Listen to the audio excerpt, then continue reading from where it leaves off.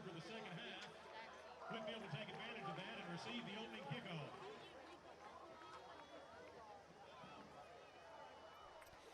And a very pleasant good evening to you. Welcome to a brand new season of Whitfield football here on WSN on YouTube.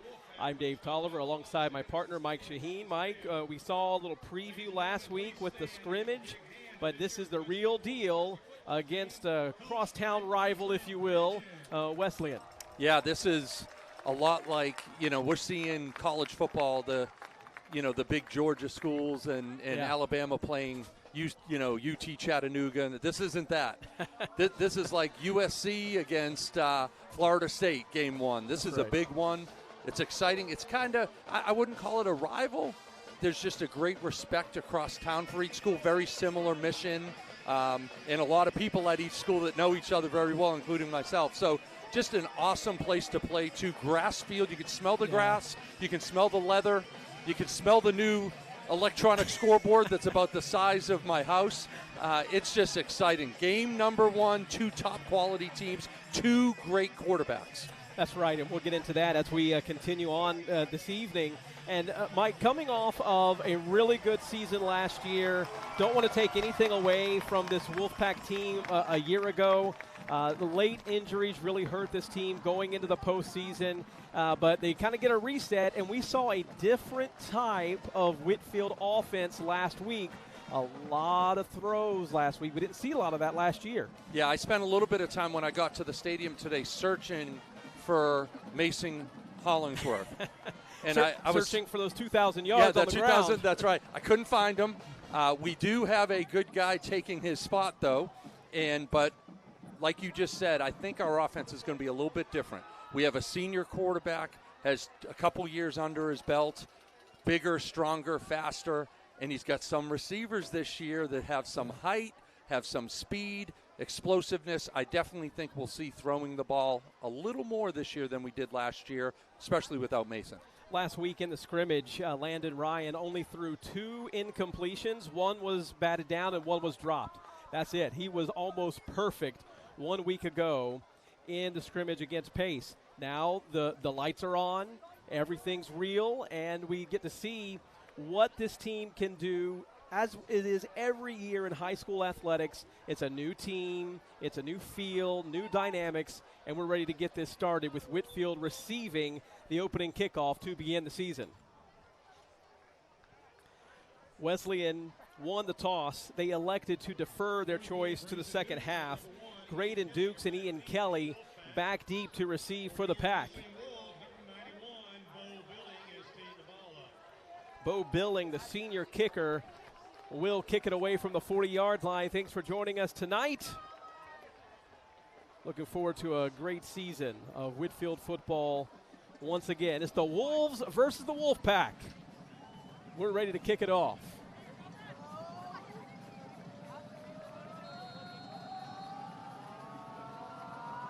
Off the foot of Billing as the kick is short, fielded at about the 17-yard line, up to the 25. It's going to get wrapped up right about there. That was Miller Pyler on the upfield reception on the kickoff. We're going to hear Miller's name, hopefully not too much. He's the free safety tonight.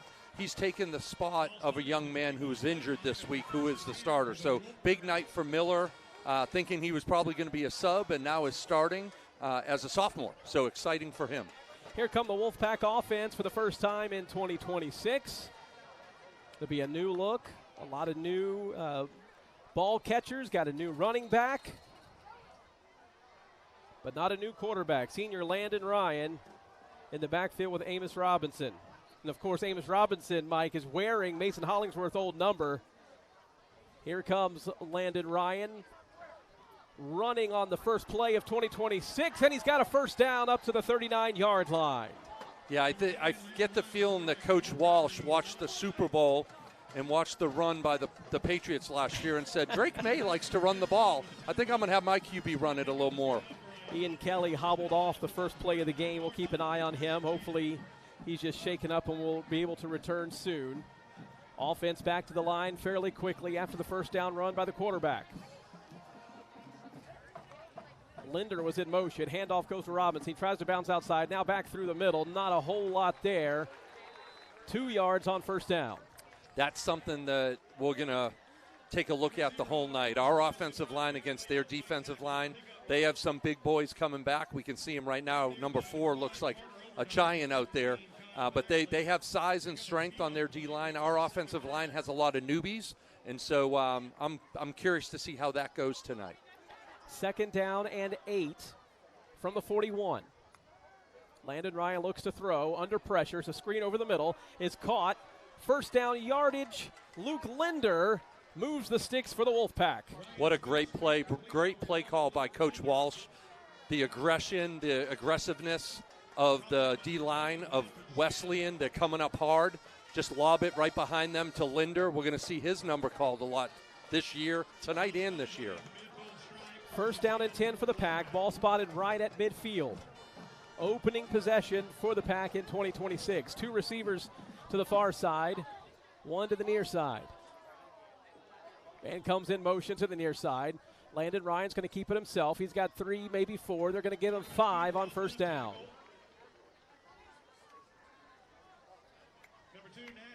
We saw Ryan take a few of those runs last week, getting some of those reps in. So we expect Landon Ryan to be a central piece of the offense, both in the air and on the ground. Yeah, no doubt.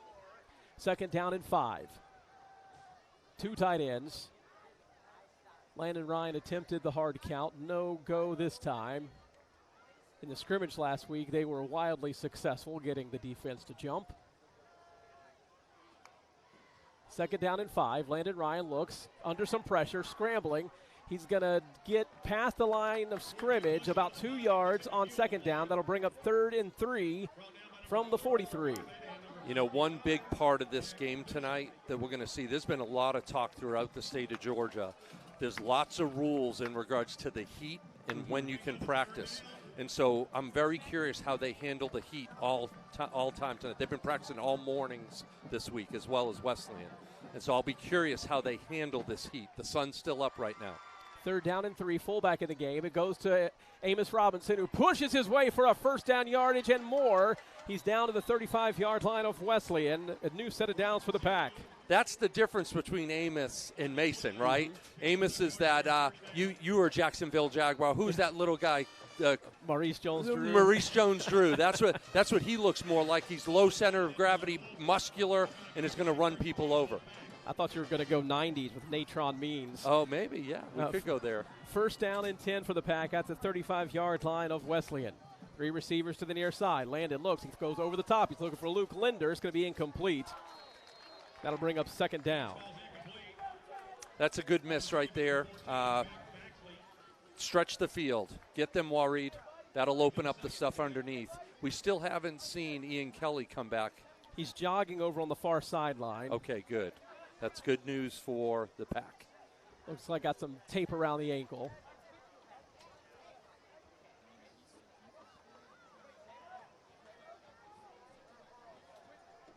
Second down and 10 after the incompletion. Handoff goes to Robinson right up the middle. He's got 5 yards. He's got 10 yards. Are they going to give him the first down? They do. 10 yards on 2nd down for Amos Robinson.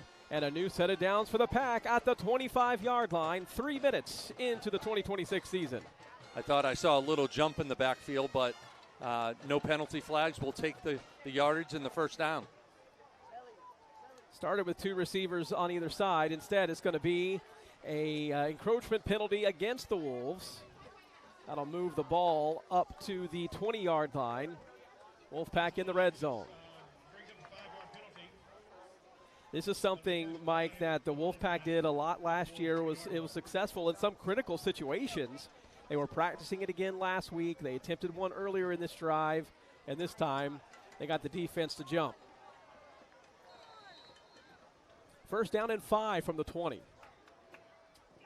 Landon Ryan takes the snap. Little pitch to Robinson, who pitches it back to Ian Kelly, who's back in the game. He's got a first down and more. He's at the 10-yard line. Down to the 9. Goal to go for the Wolfpack. What a beautiful play. Do we have replay tonight? We do not yet? Okay. What a beautiful play. Reverse to Ian. the last thing you would think after an injury is he's going to do a reverse. Wesleyan was not thinking about that. Good yardage, good first down. Goal to go for the Pack. Ball at the 9-yard line. Opening possession for the Wolfpack in 2026. Everybody in tight. Landon Ryan takes the snap. He's going to run it himself. He's at the 5. He's headed towards the end zone. Did he get in? He's going to be short. Inside the 1. That'll bring up second down and goal to go. Now, Mike, the Pack push has been banned from high school football. So how is this going to work for the Pack? They're in the quarterback sneak formation. They're into the end zone, and there's the flag for it. I wondered how this was going to be officiated. This was a point of emphasis for GHSA coming into 2026. No, they're calling a sideline warning. That's interesting. So they didn't. If that's the case, that should still be a touchdown. They're going to move him back. The Wolfpack is flagged for assisting the runner. Oh, that is okay. Which that signal looks exactly like you're talking about, a sideline warning. So I wondered what we were going to see in this situation, because no longer those two guys behind the quarterback cannot touch him. Right. It didn't look like they did, though. I agree. It looks like they were on the guards. Handoff goes to Amos Robinson. He's trying to find yardage. He's going to get back to the line of scrimmage. That'll bring up third down and 6. Goal to go from the 6-yard line for the Wolfpack.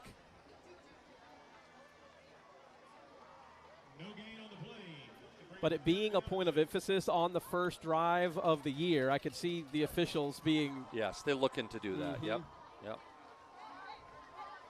To be clear, the rule did not change. The enforcement and the emphasis on the rule is what has changed moving into 2026. They've been going to the left side over Harris, number 77. Fake it. Landon Ryan's rolling out. He's got Luke Linder, who drops the ball. My heavens. Linder had a touchdown. Let's see what Coach Walsh wants to do. Luke's going to get plenty of opportunities tonight with the ball, and I know he's kicking himself right now. He just turned upfield a little too early before he had the ball in the basket. Offense is going to stay on the field. I wouldn't be shocked for them to try to get a jump defensively with a hard count. Get a little closer. And then if they don't get it, maybe go for the field goal. We'll see. They may just run the play. Or a fade route to Ian Kelly right here. They're going to roll to the right as Landon Ryan. Now he's going to roll back to the left. He's looking. Fourth down. You might as well throw it. He's going to go out of bounds. That'll be a turnover on downs inside the 5-yard line, and Wesleyan will take over. That's where, and Landon, I think when he watches the film, will kick himself. That's where you just throw it. Linder's in the back of the end zone, because if they pick it, they get the ball anyway. Right. I know they'll move out a little further, but still, give it a shot. You have 2 wide receivers in particular that can get up in the air and get after the ball. Throw it up there, give it a chance. I'm really impressed with the offensive line of Whitfield. A lot of young guys, a lot of guys that this is their first start tonight. Graham Harris in particular, left side, we ran the ball over and over that way. First down and 10 for Wesleyan, their first drive of the young season. They start at their own 4-yard line. Handoff comes around the near side. About 5 yards on first down. A flag comes in from the back judge about 30 yards away. Let's see what the penalty is. I thought early in the play, our corner, Graydon Dukes, did a great job of battling and getting past the initial guy who only could hit him in the back. So I'm curious if that is, we'll never know, but if that was the flag. Although it looks like they might be marching in the other direction. I can't tell. They certainly pointed towards Wesleyan. They're going to go half the distance from the 9. So it's essentially going to be first down and 10 once again from the 4-yard line. It was a downfield hold, which is a spot foul. Ball is spotted at the 4-yard line of the Wolves. So they get to try it again. First down and 10 from the 4-yard line. The Green Wolves moving right to left. Handoff right up the middle. Hitting the backfield. Still some yardage moving forward. That's where, Mike, those big offensive linemen can kind of push things downfield and create extra yardage. That's right. He followed big number 65. Let me get his name, Andrew Smart. He's a senior, and he just followed him. And I think the runner was number 14, Beck Baxley. Beck, formerly a neighbor of mine back in the day in Duluth, Georgia. His dad and I, good friends, and well, I believe he'll get the ball a good amount tonight. Second down and 4. They're right at the 10. Looking to throw is the quarterback over the middle. He's got a man wide open. He's at the 45. He's at the 50. It's a race to the end zone. The Whitfield defenders trying to push him towards the sidelines. He has to cut back in. He cuts in. It is a touchdown for the Wolves. 90-yard touchdown play, capping off a 2-play, 96-yard drive.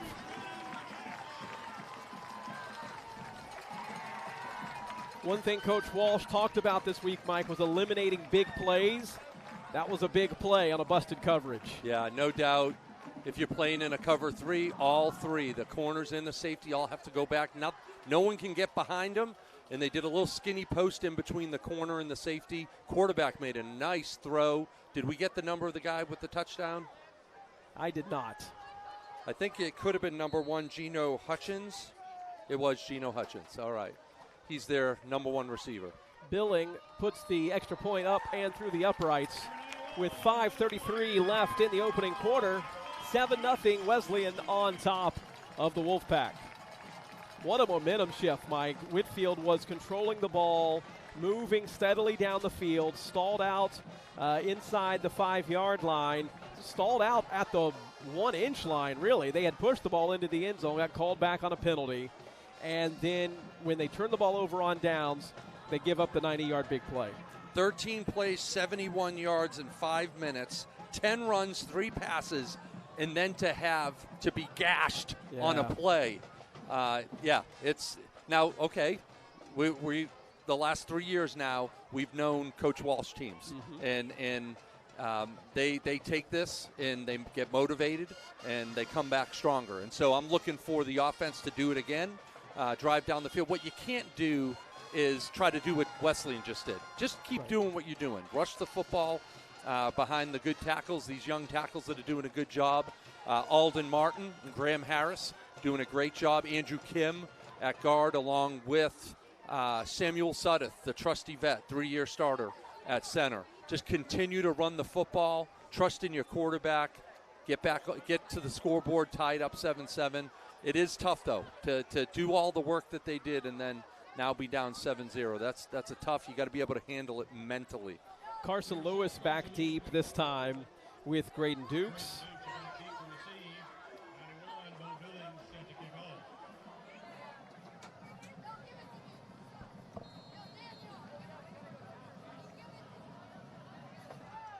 Kick is short once again. It'll be fielded at the 21. Up to about the 25. Trying to get outside is Fisher Brantley, sophomore. Goes down at about the 27-yard line. I'll be curious if that's what they're going to do on the kickoffs, do the chip shot. I wonder if we'll do what we did later in the season last year in the playoffs, where we'll bring the back 2 guys, the guys that we want the ball in their hands, bring them up.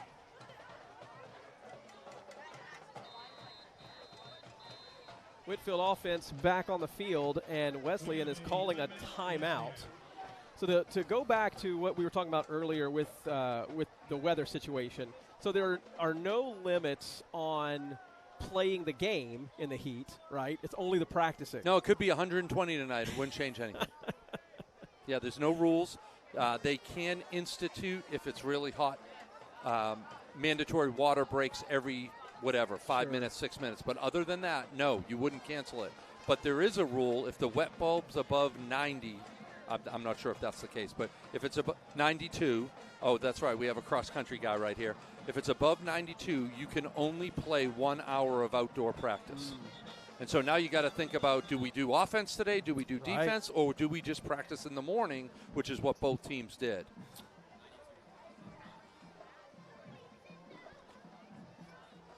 First and 10 for the Wolfpack. This drive will start from the 28-yard line. Landon Ryan back in there. Ian Kelly on the field in the slot. Landon's going to take it himself.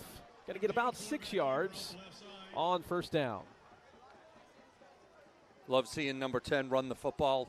He looks good so far. But it's funny, he's going behind that left side. So a lot of trust in that left side. Like I said, Graham Harris and also number 67, although I don't see that number on our sheet. Handoff goes to Amos Robinson. A couple of yards on second down. Brings up a critical 3rd down and 2. 57, Andrew Kim. And then on the right side at tackle is Parker Bassett.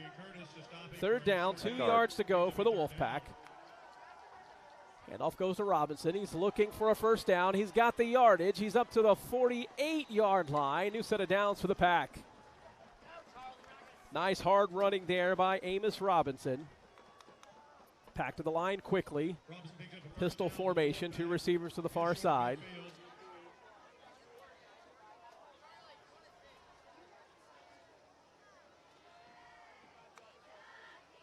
Handoff goes to Robinson. He's stopped in the backfield this time. He loses a yard on first down. It's only a matter of time before you see a pass that goes to number 1, Ian Kelly, or 2 ones, number 11, Luke Linder, getting them involved, put the ball in their hands. Hudson Barnett, number 0. That's their best defensive player. He's the linebacker. He got the tackle on that line. He's a sneaky little man, gets up to about the 45-yard line of Wesleyan. It looked like he was stopped in the backfield and made a positive play. Yeah, tremendous running by Landing, tremendous effort. Looks like there's a flag back at the line of scrimmage. And it's going to go against the Pack for holding. That'll wipe away the Landon Ryan gain. It'll move the Pack back 10 yards from the line of scrimmage. Tough break for Whitfield. That would have put him in about a 3rd and 4, 3rd and manageable for sure. Instead, it's 2nd and long. Lots of shout out tonight. It's amazing just hearing from a bunch of people getting the text message. Right now, Jason Wallace is, I think he said he's 30,000 feet in an airplane, and he's watching the game. And a shout out his son, as you know, Jackson Wallace played last year as a senior, as a DB. Thanks for tuning in, Jason. 2nd down and 20. Landon Ryan looks to throw. Under some pressure. He escapes the pressure. Now he's rolling to his left. At this point, he's to throw it out of bounds, and he does. Throws it right through the cheerleaders. That'll bring up 3rd down. While scrambling away, he had run backwards almost 20 yards. Yeah, you just want him to get rid of it. Definitely can't take a 20-yard loss. 3rd down and a country mile for the Pack. The ball's at the 38. The line to gain is the 42 of Wesleyan. Brings up a 3rd down and 20 to go. 3 receivers to the near side for the Pack. Landon Ryan looks to throw, throws over the middle, has a man, and he gets hit hard before the ball gets There's there. A flag. And that's going to be pass interference. However, this is not going to be a first down. No, just 15 yards. Correct. Oh, there's a flag at the line of scrimmage as well for an illegal shift. That does not negate the pass interference that was called downfield. They're both live ball fouls. These will offset. They'll replay 3rd down again. Correct. Second flag was pass interference on the Wolves. Those penalties will offset. We will replay the down. It is 3rd down and 20 to go. Initially, the referee didn't know about the downfield penalty and quickly did the illegal shift for Whitfield. Now we have a stoppage. Oh, because the clock is running when it shouldn't be. Coach Walsh is not happy. I think he's a little frustrated with the referee on that illegal shift call.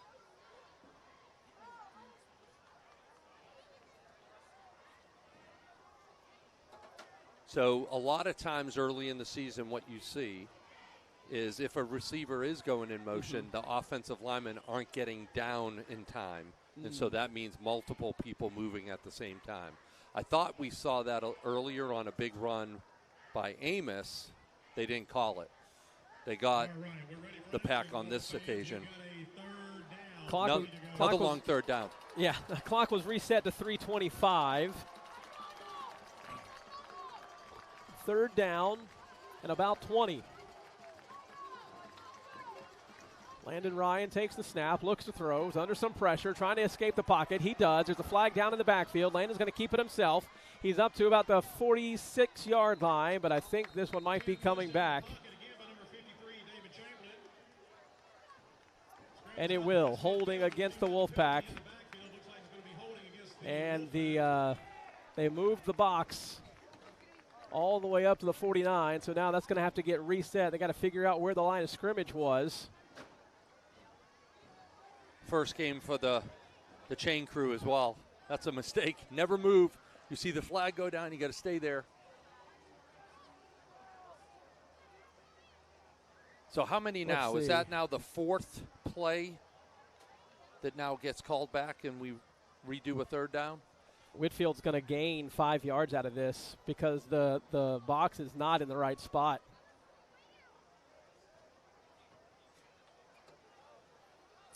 The previous line of scrimmage was about the 38. Looks like there's a 5-yard penalty. The ball was backed up from the Yeah. 37 to the 32. What would make it a 5-yard penalty? It's not. They mistakenly, because the box moved with the down marker, they put it back in the wrong spot. Third down and 25. Another flag. Caught by Luke Linder. Pass complete to number 11. Check the penalty marker. Yeah, on the sideline. Usually that's a wide receiver that's lined up incorrectly. No flag. We're going to wave it off. That'll bring up fourth down, and Whitfield will punt it away. It'll be Liam O'Halloran, the senior kicker. He's taking on the punt duties this year in addition to his place kicking duties. Lines up in punt formation. Number 1, Gino, back deep for the Wolves. Shout out to Mira Robinson and Amos Robinson from Papa Joe checking in. The snap goes over Liam O'Halloran's head. He gets it, is able to kick it away. The kick is less than ideal. And gets a nice little roll inside the 25-yard line. Mike, that could have been disastrous. What a play by Liam O'Halloran. Also a soccer player. Great ups. I'd like to get that measurement on his ups. He got into the sky like Superman there.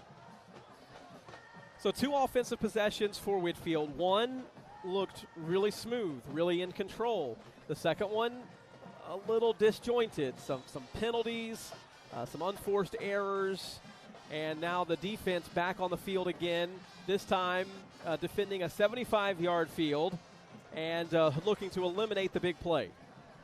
I'm seeing 3 receivers on the high side, and I'm only seeing 2 DBs. Okay, there we go. Safety just moved over. There First down and 10 for Wesleyan. Quarterback's going to keep it himself. He's trying to bounce outside. He's going to slide down right about the line of scrimmage. That's Jamison. Ooh, that was Hilton. a very, very late flag that came in way after the play. Looked like a little bit of a late hit. The QB slid. Graydon Dukes hit him, but not intentional. Very, very late flag. They're going to pick it up again? The referee picked it up. Well, let's see. Here comes the white hat. Nope, they're calling it. Wow. Calling a late hit against Wow. Whitfield. That'll move the ball 15 yards up to the 40-yard line. 15 yards and give the Wolves a first down. Coach Walsh is less than pleased with the call, as one might imagine. Ball will be spotted at I would expect the Wolves quarterback to do what he just did a lot. Jamison Hilton, senior quarterback, big boy. He's a big kid, 6 foot. It says 185. I think he's bigger than that, but he likes to run the football. Hilton's going to throw this time. He throws it to the near side, has a man open at the 45, goes down at the 50, close to first down yardage. They'll mark him a yard short at the 49. That's Beck Baxley again. Second time he's received the ball. His brother, number 15, is the running back. He's the wide receiver. Number 14, number 15. The two Baxley brothers. So just a neat little information. The Baxley boys named their elf on the shelf, Wyman, after their good little buddy, Wyman Shaheen, back when they were kids. That's awesome. Second down and 1. Speaking of Baxley, he's going to take the handoff. He's got some yardage. He's up to the 35-yard line of Whitfield. First down and 10 for the Wolves.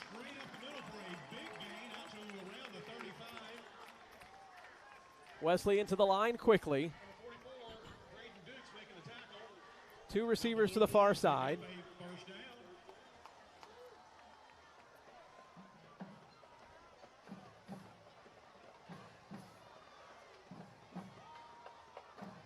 Hilton takes the snap, hands it off once again. Nowhere to go. This time the ball's on the field. Recovered by Wesleyan. Baxley has a cast on his left hand. Got hit pretty good by, I think, Jamison White. Ball popped out, and there was no Whitfield player in the area of the fumble. Senior Andrew Smart's the one who fell on the ball. They will get the yardage. That'll bring up second down and 4.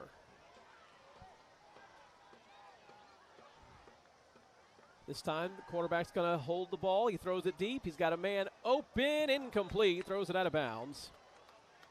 Just beyond the reach of the receiver, Geno Hutchins, the 4th. Great QB pressure by Whitfield on that play. I believe it was number 19, Henry Tidwell. Good to see Henry out there. Lots of injuries. Man, that kid has persevered. He's had several surgeries on his knees, and he's got those 2 big knee braces out there, but he is battling his senior year. Great inside linebacker. Big play right here for the Wolfpacks. Third down and 4. 12 seconds left on the play clock. 2 tight ends, 2 receivers, and a running back. Handoff goes to the running back, who is stopped close to the line to gain. That's number 6, Caleb Rawls on the carry. And they're going to move the sticks. Different running back, Caleb Ross for Wesleyan. He's a little shorter, a little lower to the ground, but he's a ball of muscle. Got them a first down. First down at the 25 of Whitfield. 26 seconds left to go in the opening quarter. Wolfpack down 7-0 early in this game. They will have to snap the ball. There's 6 seconds left on the play clock. And it's blown dead with a flag. Encroachment against the Wolfpack. That's a penalty that can't happen. You cannot line up on the wrong side of the ball. Quinn Brown was lined up as the running back. Ball now is spotted inside the 20 at the 19-yard line. First and 5 for the Wolves. And that'll be it for the first quarter.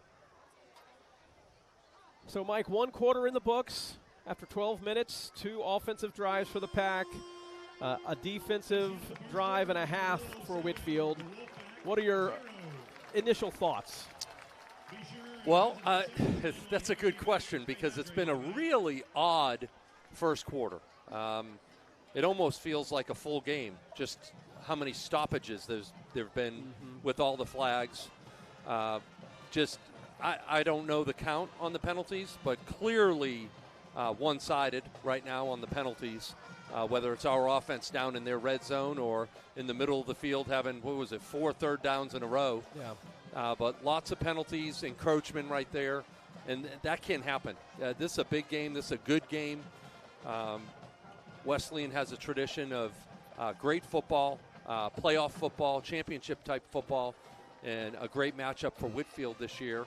And they got to step up. And they had, as you said earlier, they had a great first drive, and it looked like they had all the momentum in the world, and then a long pass on the next drive for Wesleyan just deflated them. Yeah. And then all the penalties start to happen, and it's like that's what Coach Walsh is trying to teach. That's what the coaching staff is trying to teach.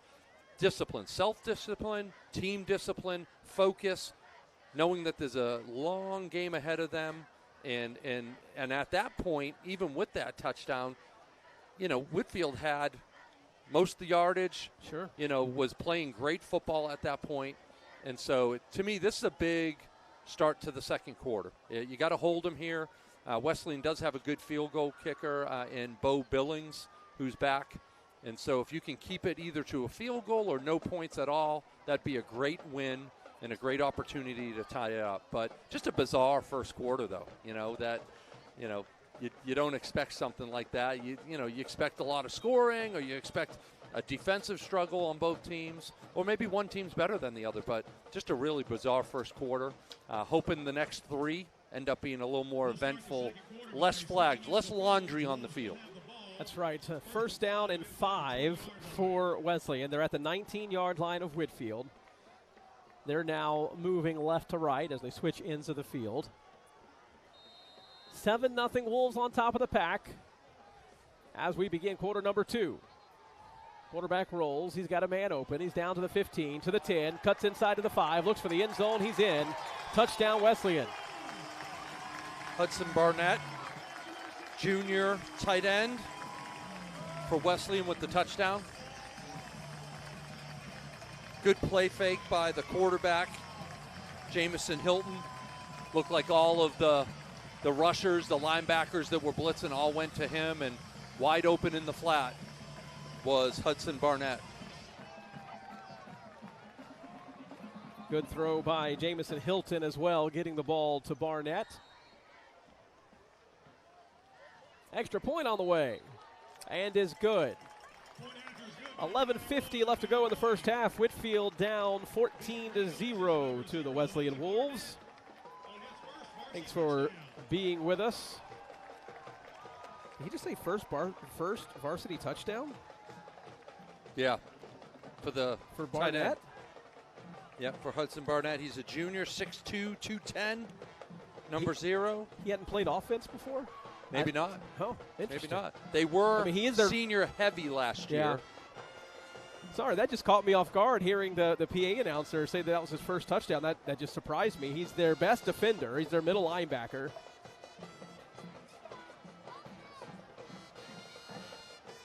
Wow. Our producer, Jack Hunter, just fed us that there's 20 seniors on the team for Wesleyan this year. So even though a bunch of them hadn't played, there's a bunch of them. Yeah. The Baxley brothers played a lot of JV football, played a little varsity last year.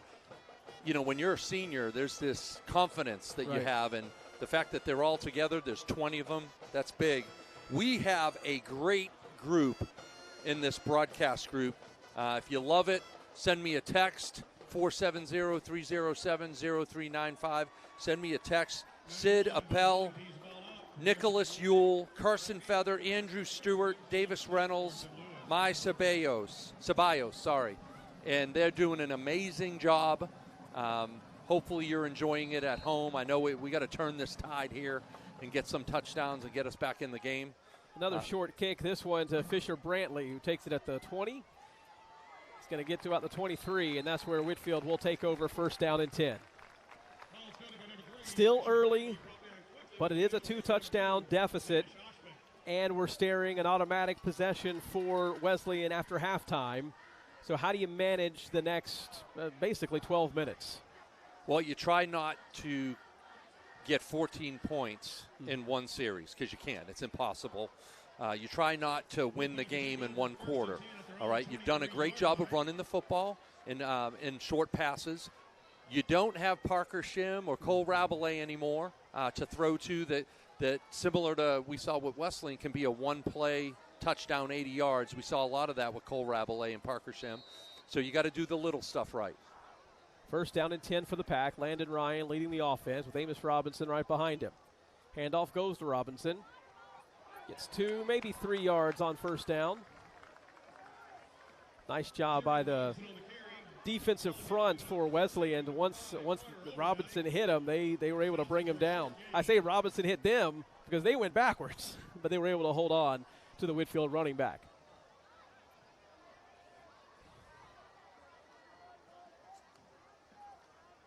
Play action. This time the screen goes to the far side of the field. Close to a first down.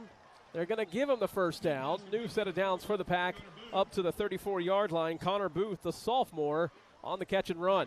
Yeah, I think you're going to see a lot of that over the next 3 years to Connor Booth. Very, very talented young man. Has a lot of quickness. Reminds me a lot of Ian Y from a few years ago. He can jump through the roof. Very explosive.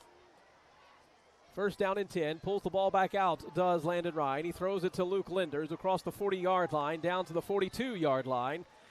8 yards on first down. Yeah, you got to get that ball to that West Virginia signee. He can help you out. I wonder if Ian Kelly's not doing well. You know, he's in the game. You can still use him because maybe he'll attract attention, but would love to see the ball in his hands a little more. Handoff goes to Robinson right up the middle. He's got first down yardage, goes down to the 45-yard line. It looks like the tape has been taken off of Ian Kelly's foot. He did have some black tape around his ankle earlier. He is still on the field. If you weren't with us, after the very first play from scrimmage, he kind of hobbled off and kind of jogged off with some discomfort. He's in the slot right now on the right side. Looked like the Wesleyan linebacker was offsides. Looked like his foot touched the line, but they didn't call it. Awfully close. Still 18 seconds on the play clock. Plenty of time. Blitz coming from Wesleyan, and Landon Ryan's going to take advantage of it. He's got first down yardage and more down to the 41-yard line. First and 10, Wolfpack. Great job by Lando right there. I mean, all the linebackers went back. All the DBs went back. No one in the middle of the field. They rushed 4 guys, and that was it. Lots of yardage there. First down. Great job, Landon Ryan. First and 10 at the 40. Landon Ryan looks to throw. Throws it short. He's got a man down to about the 36-yard line. Keep feeding the big man. Luke Linder on the reception.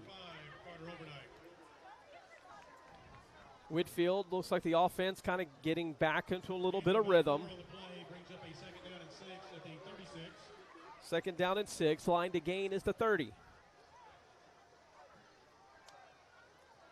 Handoff goes to Robinson, coming to the near side. He finds a hole. He gets tripped up. But he has a first down inside the 25-yard line. They're going to mark him down at the 23. And a timeout called by Wesleyan as Whitfield gains momentum. From our view, we could see it. We could see that hole open up, and we could see that if he could just get by that one guy, he's off to the races. Great run by Amos. Hard running. And this is a great drive. This is what we're talking about now. Yeah. This is what we're doing well. Let's not be who we're not. Let's do what we do well. Landon Ryan doing a great job of making good decisions, giving the ball to Luke Linder, who we got to put the ball in his hands. We got to get it in his hands. I'd love to see Ian get the ball, but we don't know his situation with his ankle. And then every once in a while, there's Amos getting 3 to 5 yards for you. Just a great drive right now. Now, here's the big stuff. You're in the red zone. All right, you got to take care of business, get some points on the board. First down and 10 for the 23 as the two teams break their sideline huddles. 9:30 left to go in the first half. Whitfield down 14-0.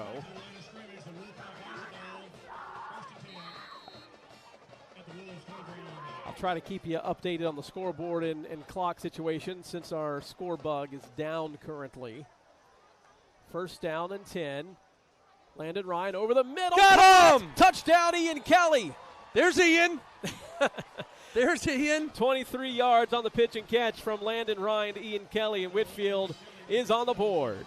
I wish we had a replay because he threw that ball in between two defenders. If it was a foot to the right or left, it's picked.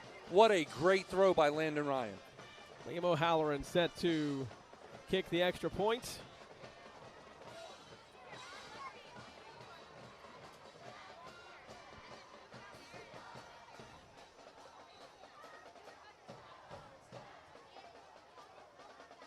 Snap, placement, kick is good. 9:17 left to go in the first half. Wesleyan 14, Whitfield 7.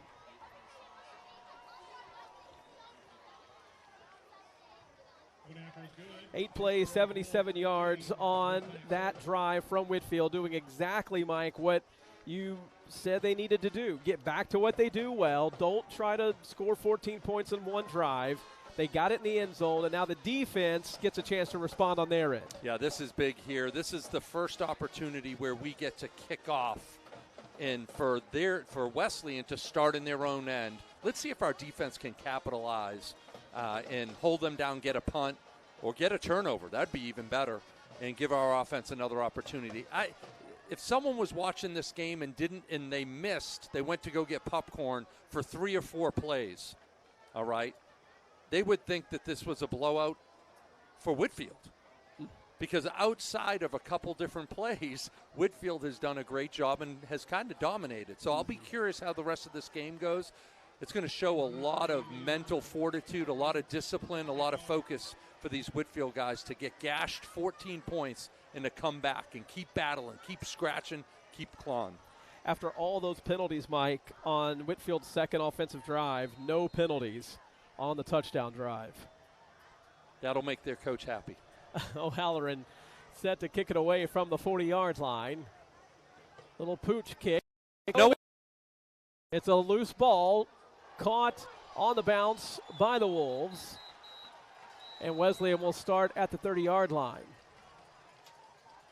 That was some hard hitting there on that little pooch kick. Yep. We got a shout out.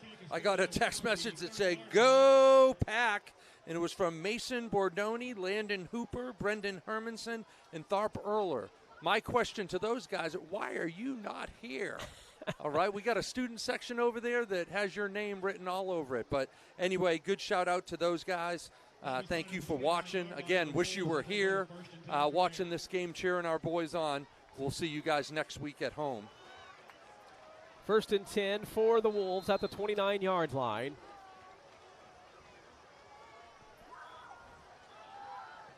Looking to throw. It's caught on the near side. He's got some room to run. He's across the 40.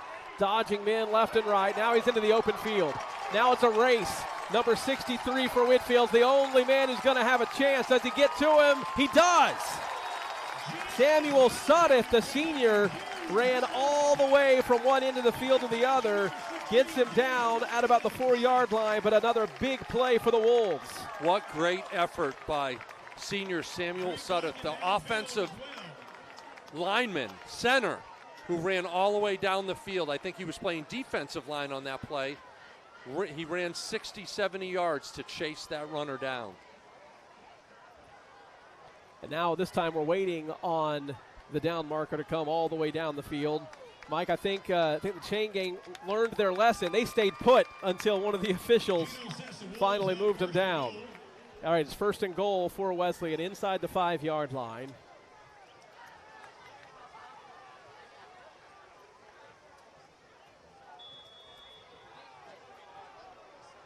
And a flag down. Yeah, about to say there's no way they could call for a delay of game there because they had to wait for the sticks. The sticks to move downfield. They wave off the delay of game penalty. 1st down and goal to go from the 4-yard line. Whitfield trying to make a goal line stand.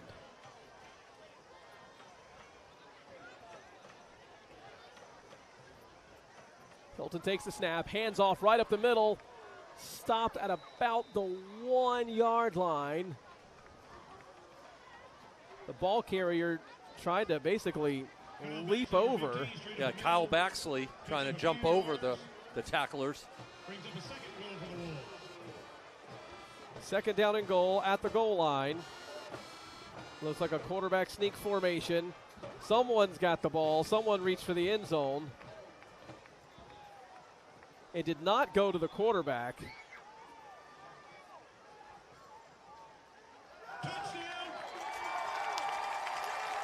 They're calling a touchdown for Wesleyan. I do not know who the ball carrier was. There were 3 guys all right there by the center, and it did not go to the quarterback. I couldn't see the number as well.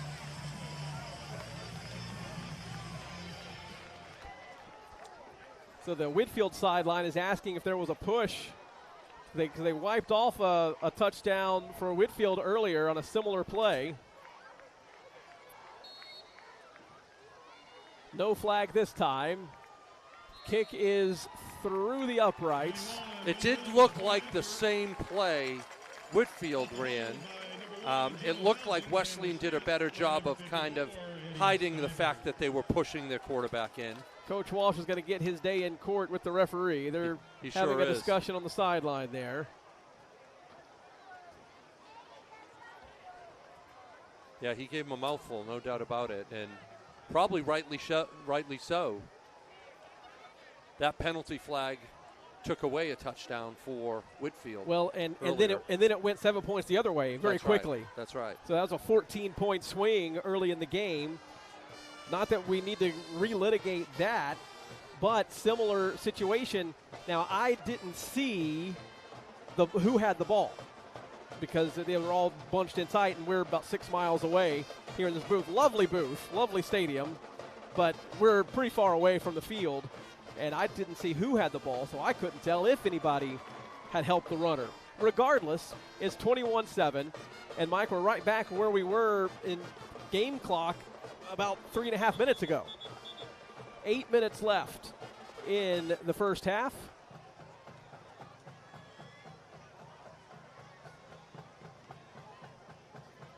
I do have lots of shout-outs to give, and this is a little pause in the time.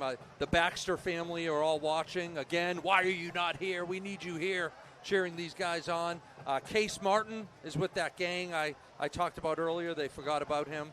I give him a shout-out. And assistant head of school, Heather Carvis, says, "Go Pack." She loves watching this game. Fisher, Brantley, and Miller Pyler back deep this time. So Ian Kelly is up at the 20, along with Graydon Dukes, who were the deep man earlier. Right. That's right. Let's hope that I'm glad they made that decision. Good. Now Graydon, run the ball. Graydon's got it at about the 30-yard line up to the 32. That's where they'll mark him down. It'll be 1st and 10 for the Wolfpack, and another opportunity to get this offense moving. Still plenty of time in the game. No panic needed. I know Coach Kruger is going to put the defensive staff together, see what's going on. But really, when you watch that last big passing play, it was a short pass. We just didn't make the tackle. Guys were in position. 1st down and 10 for the Wolfpack. 32-yard line is where the Pack begins this drive. 3 receivers to the far side. Landon Ryan looks to throw. Still looking, rolls to the right. Oh, another flag. A flag goes down in the backfield as Landon Ryan gets about 5 yards on 1st down. This is almost certainly a hold, and it will back the Pack up 10 yards. And they'll restart this drive in a hole. I think the head referee is going to have a sore bicep from flipping that flag up in the air. Been about 15 times this half. There has been a lot of laundry on the field so far. Even our principal of the upper school, Jen Woods, I'm giving her a shout out. She's excited about the game, but she's like, gosh, unbelievable amount of penalties. This is like Dean Krameyer giving out detentions. 1st down and 10. Amos Robinson gets bottled up at the line of scrimmage. He fights forward for about 3 yards. Brian's going to get mad at me for that one.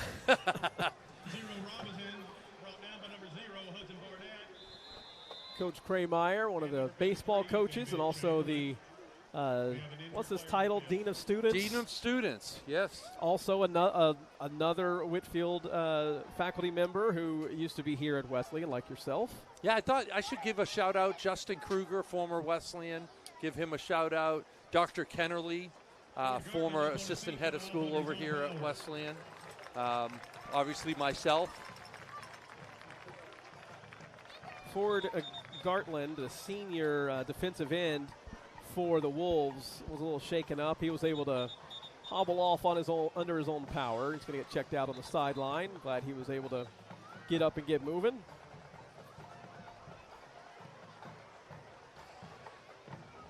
Second down and a long way to go. 7:17 left to go.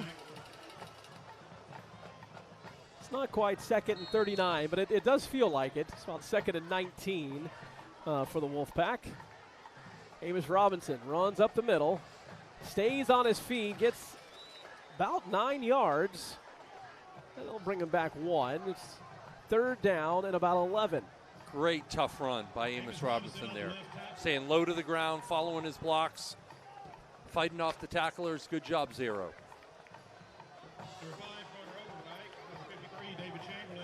Ball at the 31. Line to gain is the 42. 6:45 left to go before halftime. Whitfield tries to get 5 yards with the hard count. Nothing going this time. You know, Mike, something else the hard count does, even if you don't get a jump, you sometimes might find out what the linebackers are going to do on this 3rd down. They are going to blitz. Throw goes over the top, downfield, incomplete. Really nice pass breakup by Beck Baxley. That was a nice play. It was a great throw. Connor Booth had it in his hands, but the defender, Beck Baxley, did a good job of breaking it up. For a moment there, I thought Booth was going to be able to bring it in. But Baxley got his hand in there and dislodged the ball from his hands. So Liam O'Halloran back on the punt. This will be his 2nd punt of the game. Gino Hutchins, the 4th. The seniors back deep to receive the punt. Pay attention to the snap. The first one was almost a disaster. O'Halloran was able to get it. This time it bounced. O'Halloran able to get it again. Another good bounce for the Pack. And then it starts to take a turn. So it goes down to about the 38-yard line.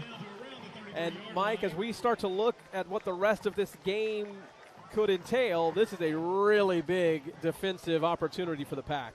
Yeah, no doubt. They got to make a stop at some point. No better time than now. In fact, they have to now. You don't want to get behind by 3 scores going into the second half, especially where our offense has been time consuming. We've had nice long drives. Good job. I love that. But a team that does that doesn't have the downfield strikes as we did last year, we can't afford to go down 3 scores. Shout out to, or a hoorah to Stephen Arnold, Marine Stephen Arnold, also an English teacher at Whitfield Academy, watching the live stream. Hoorah. And also Trevor Moore, Latin teacher. Hilton and Baxley in the backfield. Hutchins, the 4th in motion. Now it's 3 receivers to the left side. Quarterback's going to keep it himself. Hilton finds some room, slides down. Some extracurriculars there in the backfield. No flag, though. They gave him 12 yards on the run. I thought he began his slide way before the sticks. Way before then, yeah. Okay, new set of downs for the Wolfpack. For the Wolves.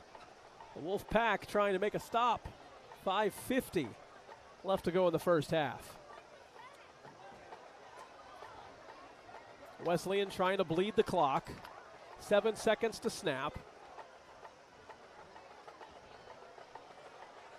Hilton takes the snap, hands off, caught in the backfield and taken down. Henry Tidwell, great tackle.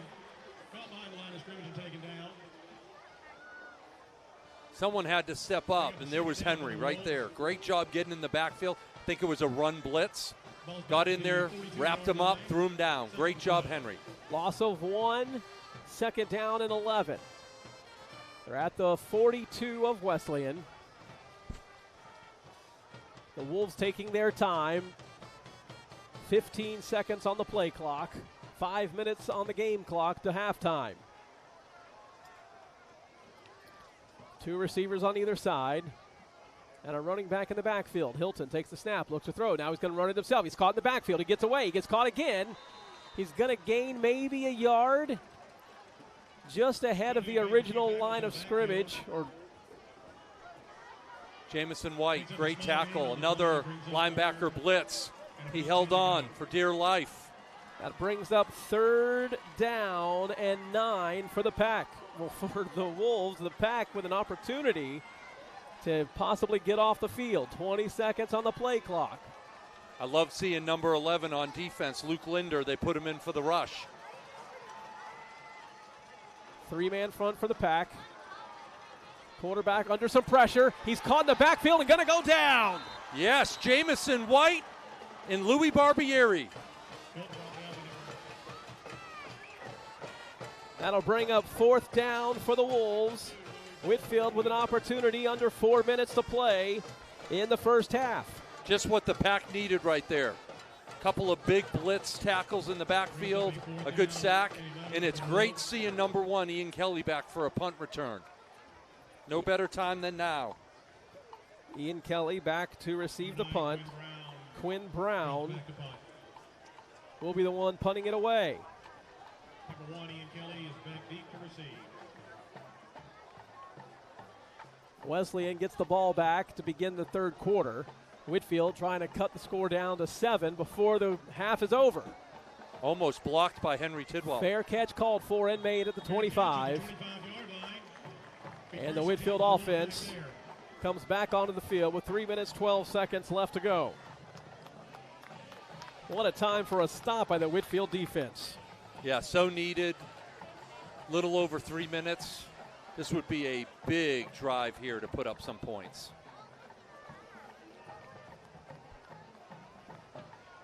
Again, I want to give a shout out to the broadcast members, Sid and Nicholas and Carson and Andrew and Davis and May. Did just an awesome job. Coach Hunter, Mr. David, just awesome job. 1st down and 10 for the Pack. Handoff goes to Robinson. He's caught in the backfield. Going to lose about 3. I wasn't sure if that was a read. If it was a read, Landon didn't read it right. He had a great amount of opening on the outside. He handed it to Amos, but sometimes you win those, sometimes you lose them. 2nd down. I'm going to call it 12 to go. 3 receivers to the far side. Landon Ryan throws it to Ian Kelly on the far side. He'll get back to the original line of scrimmage, but that still brings up 3rd down. One other point I'd like to make, Mike, you were talking about the WSN team who sets all of this up and gives us the opportunity to do these games. It was a rough afternoon for them. I mean, it was a challenge to get everything up and running. They persevered, they got it done, and I just really appreciate all of their work. Landon Ryan throws the screen to Amos Robinson. He gets some yardage. He keeps fighting. He's there. He across goes. the 50-yard line. And was that a trip attempt? And there's the flag for it. My goodness, that's about as blatant of an attempt to trip somebody from behind I think I've ever seen. I think the referee heard you because he was so late. I think he heard you from up here. My goodness. It's a good pickup on the play. Let's look at we the do have a replay. replay. Watch the very end of the play, Mike. First of all, Watch Amos him. Robinson, incredible Amazing. play. But watch number 9. Oh, didn't get to see it. And it is going to be a 15-yard penalty. What a run by Amos Robinson. I think he broke through 3 or 4 different tackles. Amazing.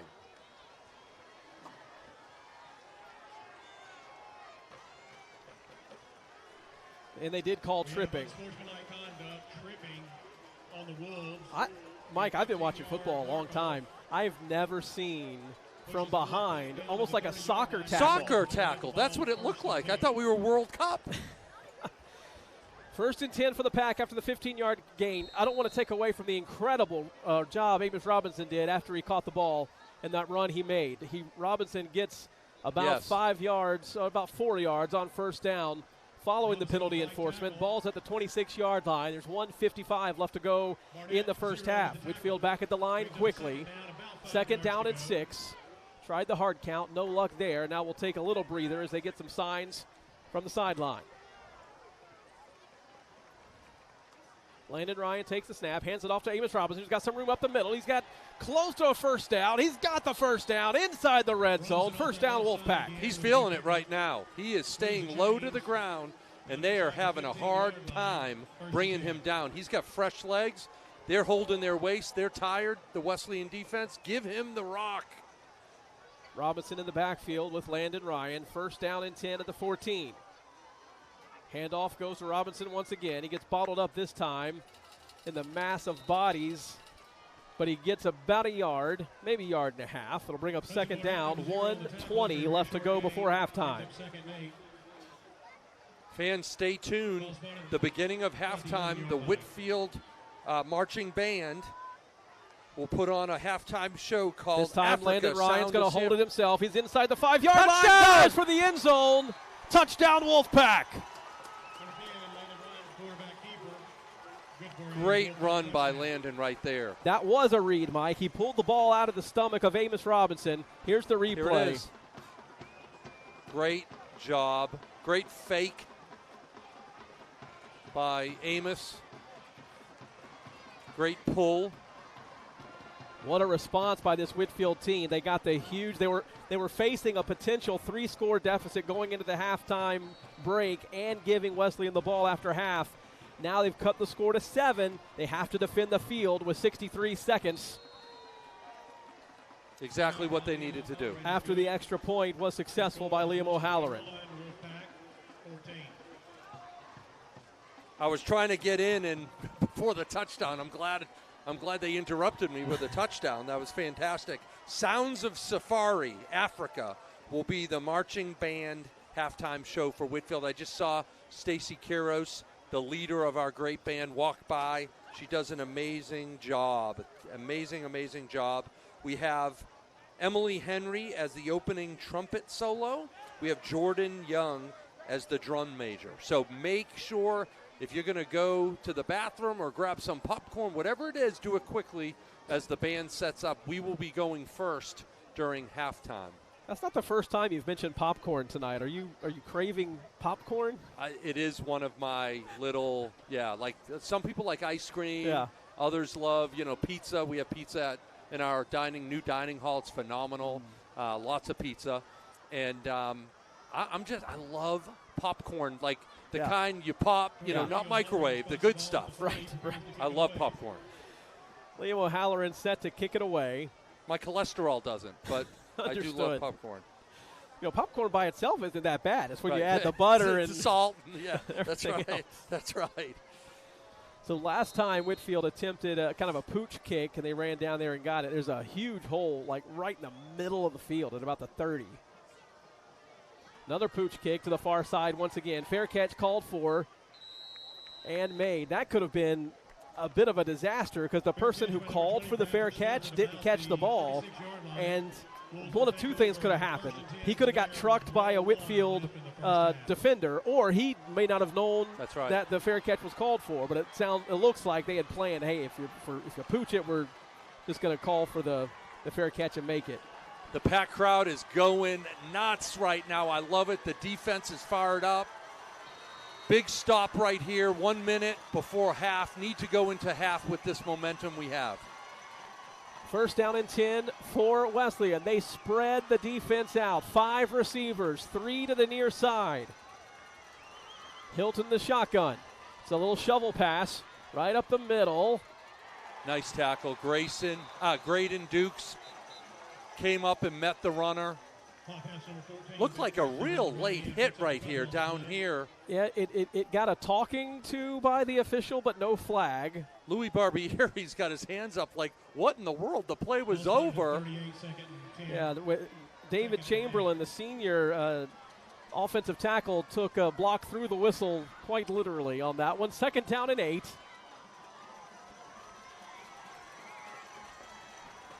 Clock running, 24 seconds left.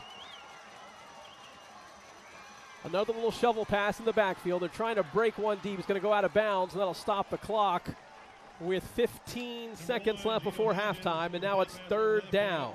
I don't know if we have a replay on this, but no, we don't. Henry Tidwell strung this play out, and that's why it gained nothing. As a defensive end, you got to hold the line. You got to have that outside force to keep stringing it, and it was a great job right there. I wouldn't be surprised to see Whitfield call a timeout. It's because of all the substitutions Wesleyan is doing right now. It looks like they're going to line up and make it go. 4 receivers. Actually, it's a tight end and 3 receivers. Goes right up the middle, and that'll do it for the first half of this football game. No timeout called by Whitfield. With 4.5 seconds left, they want to force the punt. Why not, right? Don't leave the timeout in your pocket. Anything can happen. I've always thought it would be fun, Mike, if you could take a timeout with you to the second half. Kind of like in basketball, like in college basketball, where you could carry over a timeout to the second half. I didn't even know that. I didn't know you could do that. At least you used to. Not a huge basketball guy, but you'd have a certain number for the game, and you can carry one of those, you can carry a certain number over to the second half. Okay. Anyway. What if, like in baseball, if you don't go and see your pitcher by the 5th inning, they give you a run on the scoreboard? How about that? Oh, I like that. I like that. That'll keep guys like you in the dugout. Yeah, keep me in the dugout. That's right. Well, now that you can talk to the pitcher and catcher via microphone. You could talk to the pitcher, too? Starting this year. Oh. There's no need to even go to the mound. You can just tell them, hey, I'm pulling you if you don't throw a strike. Ian Kelly back to receive the punt.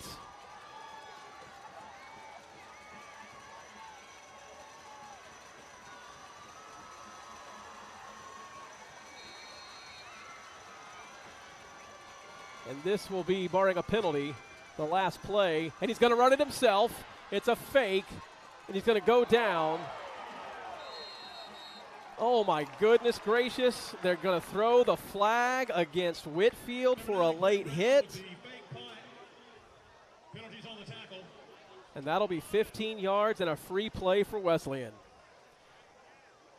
Yeah, it'll allow them to do a Hail Mary.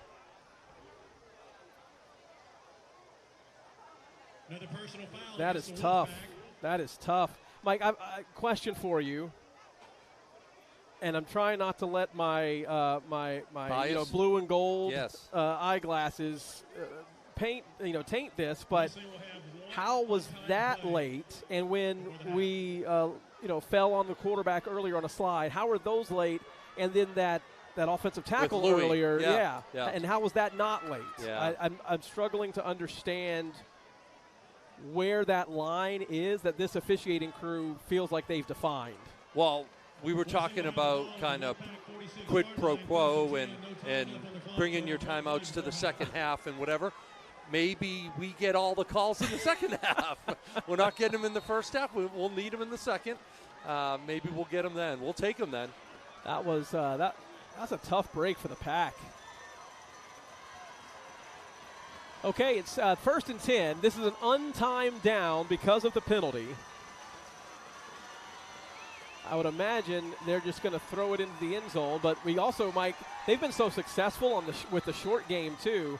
I wouldn't be shocked to see a screenplay or something here, too, and try to get some blockers downfield.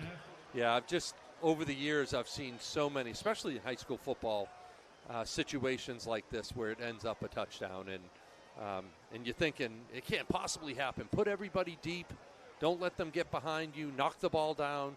But for some reason, something happens. Yeah. And so this is a good timeout here. It was by Wesleyan, but a good opportunity for Coach Walsh, Coach Kruger, Coach Henderson, all the coaches, Coach Bell, to get them together, make sure that they stay in their area, and make sure they know what to do if the ball comes their way. This is stuff you have to practice. Sure. I don't know how much teams practice this, but this happens a lot, right? End of half. And so got to practice it. Your players got to know what they're doing.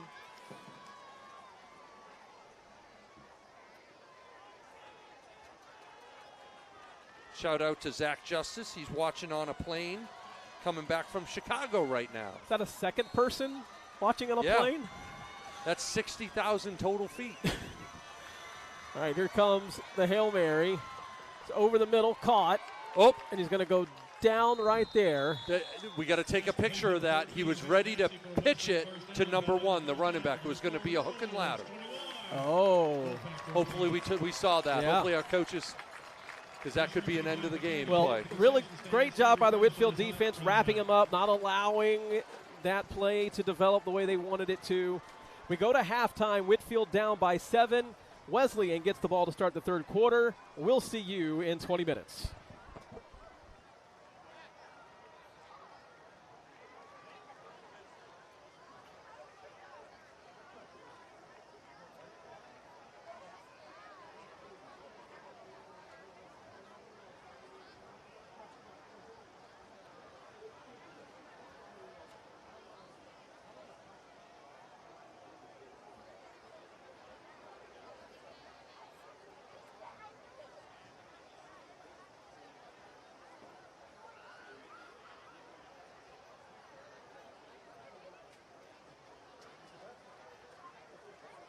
Ladies and gentlemen, please direct your attention to the field as the 2026 Marching Wolfpack Band celebrates its 23rd year of Marching Band Excellence. Tonight's show is titled Africa, Sounds of Safari, and includes familiar themes from The Lion King, Toto's Africa, The Lion Sleeps Tonight, and Waving Flag. The band is under the direction of drum major Jordan Young. Enjoy the show.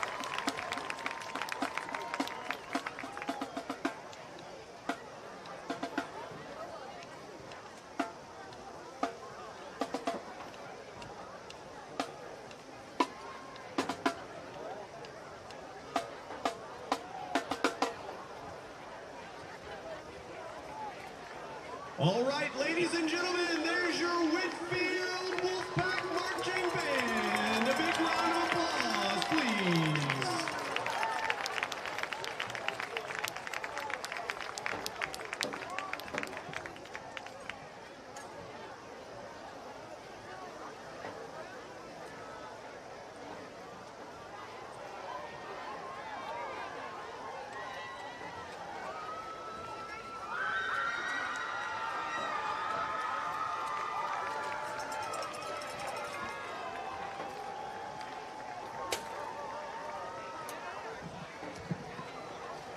And now, ladies and gentlemen, please welcome to the field your 2026 award-winning Wesleyan Marching Wolves.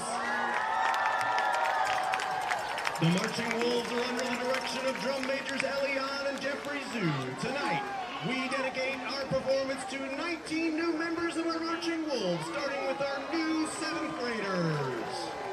Marcus Buckman, Nathan Chin, Andrew Kubayas, Colin Douglas, Knox Jensen, Nathan Jang, Davis Kuntz, Cam Lee, Max Mueller-Yang, Seth Sanchetti, Jonathan Watkins, and Bethany Williams.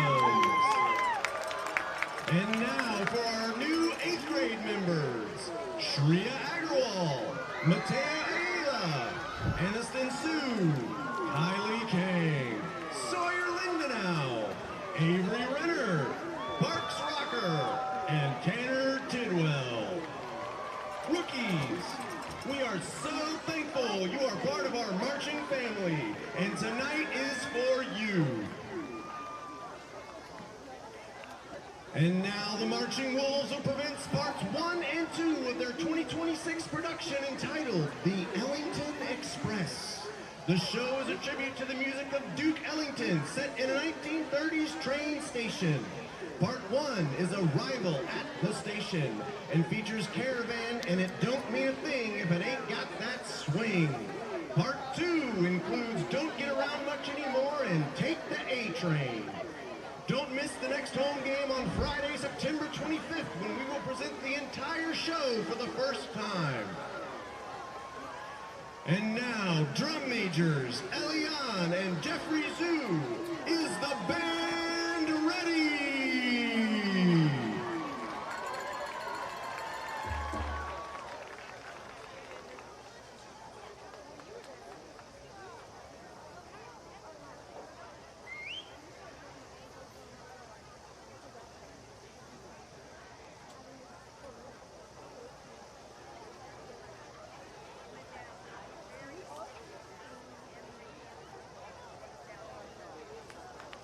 And now let's give it up for the Wesleyan Marching Wolves as they perform the Ellington Express.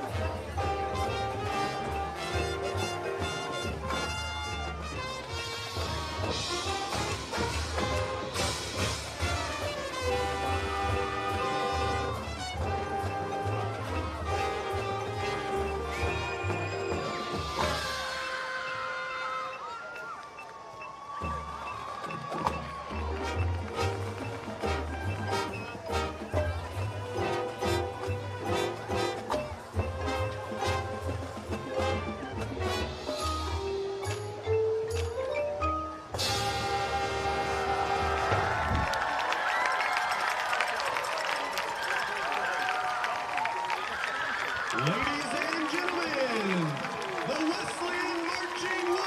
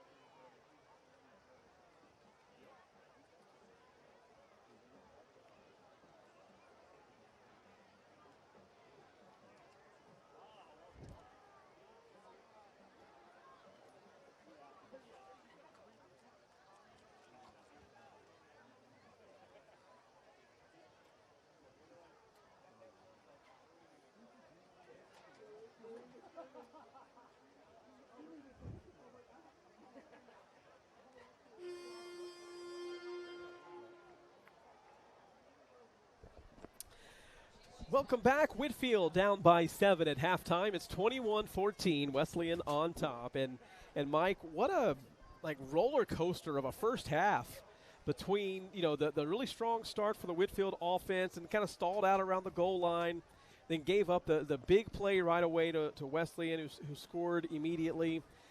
Then, second drive for Whitfield didn't really go anywhere. Wesleyan drives down the field again, makes it 14-0. And then since then, it's kind of been back and forth. And they're at the very end of the first half. Whitfield sort of seized control. Yeah, as I said earlier, the first quarter was bizarre because of all the penalties and crazy scoring and penalties on the goal line and just a lot of crazy things going on. And so second quarter, like you said, things stabilized and both teams were going back and forth. To me, the second half of game one is. So sorry. No, that's okay. I hit your button. Right. But so the second half of game one is so significant because, again, these guys have been practicing all summer and they've been running hills and they've been doing all these different things to get themselves ready for the season. But until you get out here and you're competing and your heart's racing and it's I don't know, it's probably 80 degrees still. It's pretty warm out there and muggy. You just don't know. And then you go sit down for 20 minutes, and then you get back up. And you always hear players talk about the Super Bowl. Yeah. You know, how the – right. But these are young guys.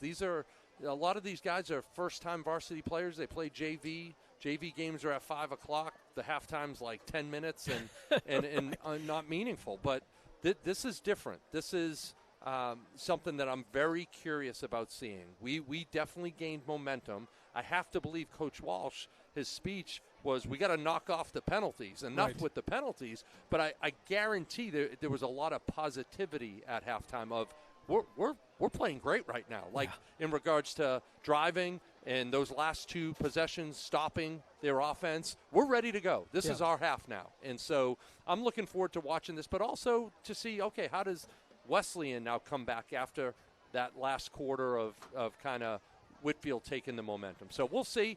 2 great teams. We're going to see both these teams in the playoffs later on down the road, God willing. And both of these coaches, Franklin Pridgeon's a very soon-to-be Hall of Famer, I'm sure, if he isn't already. He's been here for 20-something years and has won a lot and won a state championship. And Coach Walsh has just transformed this football program at Whitfield. And so these coaches know what they're doing. And we're going to see a great half here, I believe. I'm hoping. I tried to find the referees and say, hey, can I have that yellow hanky? I got to blow my nose. Get those hankies away. But I think we'll see a cleaner second half. I think the things are settling down. And from the Wesleyan sideline, they're trying to recapture all the momentum that they sort of lost in that second quarter, especially towards the end. And Whitfield is going to kick to Wesleyan to begin the second half. Back deep to receive for the Wolves is Gino Hutchins the fourth, and Gabe Allen. Liam O'Halloran set to kick it away. Now, so far, every kickoff has been sort of a short pooch kick from both sides. We'll see if that continues to be the case right here off the foot of the Whitfield place kicker. We're set to go. Whitfield down by 7 as we begin half number 2. Another pooch kick, short. Fair catch, caught at the 35-yard line. That's where Wesleyan will take over, first down and 10. We're seeing a lot of those nowadays. Like I felt like last year, I would say 80% of the games, both teams were doing that pooch kick. And I don't know if there's just a lack of kickers that can boot it into the end zone, because I think that's a huge advantage. When we had Diego Lopez hitting the ball in the end zone and the team starting at the 20, that's a great advantage. So I don't know what's going on, but a lot of pooch kicks in 2025 and probably now in 2026. Jamison Hilton and Kyle Baxley in the backfield once again. 3 receivers and a tight end in the game as well. Handoff goes to Baxley right up the middle. Nowhere to go on first down. No gain. That'll bring up second down for the Wolves at the 35. Little Jake O'Connor getting in there. Number 8. Great play. Here's a replay. You're going to see it. He's a linebacker. He bursts through the gap. Gets the shoestrings. Great job, Jake. Jake's severely undersized against an offensive lineman, so he's got to do a good job of getting around them, filling a gap, making a tackle. Hilton and Baxley in the backfield. 2 tight ends this time. Going to get additional signs coming in from the sideline of Wesleyan. 7 seconds to snap. Out of the pistol. Handoff to Baxley once again. He's got good yardage on second down. That'll bring up third down and about 3 after the 7-yard gain. You know, something really neat I was seeing out there pre-snap was number 44, Graydon Dukes. Literally, those young DBs that are out there and linebackers telling them where to go. Graydon's not an old dude. He's not a senior, but he's out there, and he's a very, very bright kid. And just doing a good job of coaching up the DBs, especially those guys that this is their first game. Third down and a long 3. Wesleyan on the opening drive of the second half. Handoff once again, right over the middle. Stopped in the backfield. Can they get him down? They do. A very short gain on third down. That'll bring up fourth down, and the punt team will take the field. Great job by the D lineman. Here's the replay. And it looked like that left side of the D-line just did a great job. They didn't get moved at all. And when you stand your ground, you give the opportunity for the linebackers now to come up and make the tackle. So the linebackers should be patting the D-lineman on the back. I would watch for some funny business here. And it looks like the Whitfield defense agrees. The linebackers are staying back a little bit. The gunner's on the right side. And this punt will go away. Ian Kelly back deep to receive. He will not field it. He will field it off the bounce up to about the 29-yard line. Are they going to give him the 30? No, they're actually going to stop him at the 28. That's savvy football right there. It was a perfect hop, like he's a basketball player, bounce pass. No one was around him. Why not grab it and get a handful of yards? Opening drive stop by the Whitfield defense. Now the offense takes the field with an opportunity, if they put the ball in the end zone and convert an extra point, to tie this game up. Just in case you don't have any, like you need a little second half juice, shout out to the excellent broadcast from St. Mary's, Georgia, the Tollivers. Appreciate my parents watching the game tonight. First down and 10 for the Pack. Landon Ryan hands off to Robinson right up the middle. Tough 5 yards. On first down, they're going to give him 6 yards. I don't know what happened to Amos after the first maybe drive or two. He looked okay. He's looking unstoppable right now. No one can get him down. It's taken 2 or 3 Wesleyan Wolves to get him down. Second down, 4 yards to go. Hand off to Robinson once again. This time he cuts to the tackle, fighting for yardage, close to a first down. Not going to get there. Third down and 1. I imagine he'll get the ball one more time to reset the sticks. 9 minutes left to go in the third quarter. Whitfield down by 7, and a man goes down for Wesleyan. Yeah, you never want to see that happen. Hopefully he's okay. As hot as it is, you just hope the cramps that are going on. Big shout out. I love this shout out. We don't talk about this enough. Shout out to all the coaches' spouses for their dedication and support. And this is from Courtney's parents, Courtney Walsh, the Savannah Wolfpack, they call them down there, which is so cool. Big supporters of Whitfield.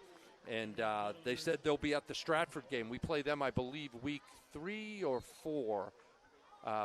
Maybe I thought it was at home, though. Stratford Academy is at home. Yes. So we don't go down to Macon. That would have made their drive a little easier, maybe next year. But thank you, Savannah Wolfpack. We love that.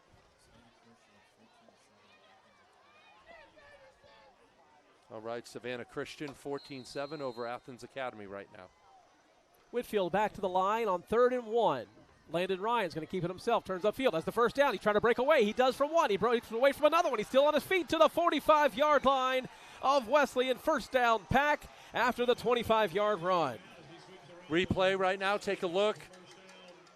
The effort by Landon Ryan just continues to go. Doing his best Josh Allen impersonation right there. Hard to get him down. First down and 10 for the Wolfpack. 2 tight ends in tight. Landon Ryan running to the right side once again. He looks for the corner. He's got the corner. Looks like he stepped out of bounds after about a gain of 4. A flag. Flag comes in very late on the Whitfield sideline. We'll check that. That could be great for the Pack if it was a late hit. Oh, they're saying Wesleyan players are pointing to Whitfield. We'll take a look. Let's see where the white hat points. Seems like the only thing that's been able to stop the Pack tonight are the penalties. After the play, a personal foul against Whitfield. Looks like we have a dead ball, personal foul against the Wolfpack. I do want to say the player that was down for Wesleyan, Carter Overdyke, he was able to jog off under his own power, so that's really good to see. Don't want anybody getting hurt. No, he's a good ball player too. Good middle linebacker, number 5. Well, this one's going to hurt. This one's going way back. And they just moved the chains, and that's again. Well, there is a safety net for the chains. There is that little dial. That penalty will back the Wolfpack back up to their own 44-yard line. That should be placed at the 40, so they should be okay there. And the down, because it was after the play, Mike, the down does count. And so it's second down and about 20-ish after the penalty enforcement. I'm hoping the Pack can pull this off, keep the momentum going, but I'll tell you right now, if they don't, they're going to look back and look at these penalties that are killing them right now.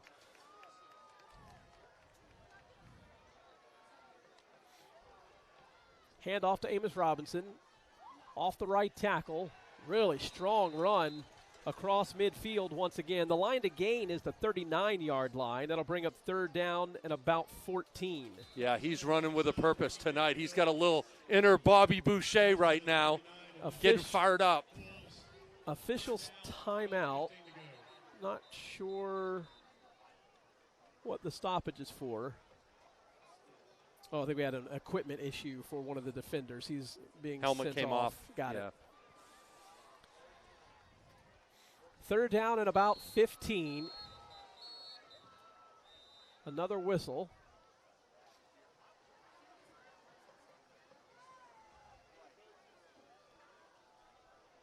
Oh, the clock. They're trying to fix it. Having all of the officials wearing earpieces has made things much more efficient. Remember these scenarios back in the day? They'd have to be 10 minutes. Yelling at somebody up in the booth, and it was chaos. But they can all talk to each other now. Still trying to get the clock reset. All right, 8:14, 8:12, and now the clock is running. Third down and 15. You'd think if you get about half of this, Mike, you may try to go for it on fourth down. See what the Wolfpack decide to do. Landon Ryan rolling out, looks to throw, throws it, complete for a first down across the 35, down to about the 31-yard line. Was that Ian Kelly? It was. Watch this replay. What a missile. Watch this throw. We might have to get Landon Ryan on the mound this season in baseball. Look at that missile he just threw. Great play by Landon Ryan. Good reception by Ian Kelly. Sticks get reset. First down and 10 from the 31. Handoff goes to Amos Robinson. He's looking for room on the left side. Goes down after about a gain of 6 on first down. Amos Robinson is running downhill. Yeah, he's tough to get down. He's running hard. I love it. After the 5-yard gain, Whitfield has second down. Landon Ryan has Amos Robinson behind him. Luke Linder went into motion. Landon's going to keep it himself, using Luke Linder as a blocker inside the red zone. First down for the Wolfpack at about the 16-yard line as the Pack stays on the move. Landon's done a great job. There was that one play where he didn't read it right, and Amos, I think it was a loss of 1 or 2. But outside of that, he's probably had 5 or 6 that he's read perfectly. Hand off to Robinson right up the middle. More yardage. He's close to a first down once again.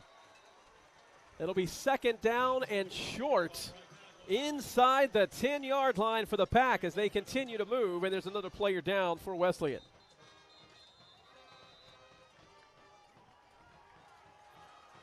Water break.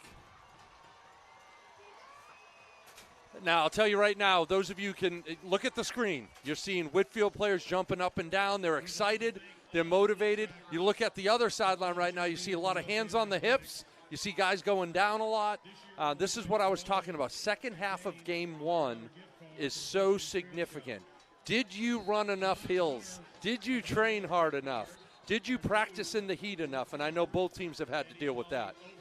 But this is a great opportunity for the Pack to show that they put in the time. They put in the effort. I know Coach Walsh has been hammering all summer, all preseason, getting them ready. And they're looking at right now. They've come off the benches of halftime with their hair on fire right now. Second down and about 1. Landon Ryan attempts the hard count. No jump by the Wolves.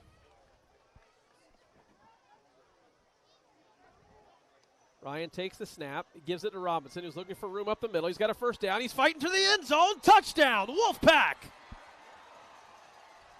Touchdown, number 08. Amazing. Whitfield is 1 point away from tying this game. It is silent. It is silent here. Here's the replay. He just doesn't go down. That linebacker had no chance. This drive was the Amos Robinson coming out party. I mean, Landon Ryan also had a great throw in there. Ian Kelly with a clutch catch. But Amos Robinson kept the sticks moving all the way down the field. Liam O'Halloran puts the ball up, and it's good. With 6:28 left to go in the third quarter, we are tied, 21-all. I remember talking to Coach Walsh a couple weeks ago after one of the scrimmages. I saw that Amos was wearing number 0. And I was like, ooh, Coach, that's a bold move. I mean, the guy wore that, just ran for 2,000 yards last year. All state, maybe the best running back in the state. And Coach Walsh said, yeah, I know. I had that same comment for Amos. Well, I'll tell you right now, Amos is doing the job right now. Yeah, he's wearing the 0 the right way. Man, he's running well tonight. What a turnaround for this Wolfpack team, staring a 3-score deficit right in the face. Defense comes up with a big stop, and since that time, 2 stops really, the Whitfield offense has not been stopped, even facing a difficult penalty situation. Penalties in the first half just killed the Wolfpack offense. They overcame a big penalty on that drive, and now the game's tied. Amazing. Shout out from the Lohades, watching from Kentucky tonight. I love it, Kentucky. So far, I think that's the furthest. I'm looking for more. I'm looking for people far, far away. About 8 years ago, I think we had someone from Vietnam messaging us, which is pretty impressive. Christian Wiggins' dad was in Vietnam watching us. So just continue the shout-out, the messages. Kathy Dukes, she loves the broadcast. O'Halloran, another pooch kick, another fair catch, and caught at the 30-yard line. Better this time, 30, not the 35. We'll take the extra 5 yards. If this trend continues, and granted, Mike, you and I, we don't watch every high school football game. There's hundreds and hundreds and hundreds in the state of Georgia. It feels like every Friday night. That's right. But at least the games that we watch, these pooch kicks are becoming more and more common. And if everyone's calling for a fair catch, why aren't we just starting the ball at the 25-yard line and be done with it? Well, that may be the next thing. I can't believe in the state of Georgia, good soccer, kids that can kick their whole childhood playing football. We don't have guys that can just kick it through the end zone. First down and 10 for Wesleyan at their 30-yard line.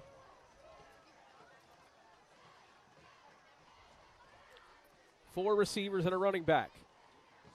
Quarterback's going to keep it himself. He's got a seam right up the middle. The safety makes the tackle after about a 9-yard gain. Number 14. That is Carson Jones, a junior. Came up, made the tackle. Good job, Carson. Second down and 2. Line to gain is the 40.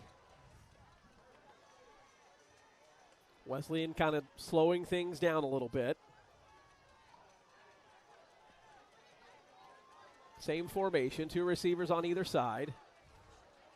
Spreading out the Whitfield defense. Running back takes it. He's going to lose 5 yards.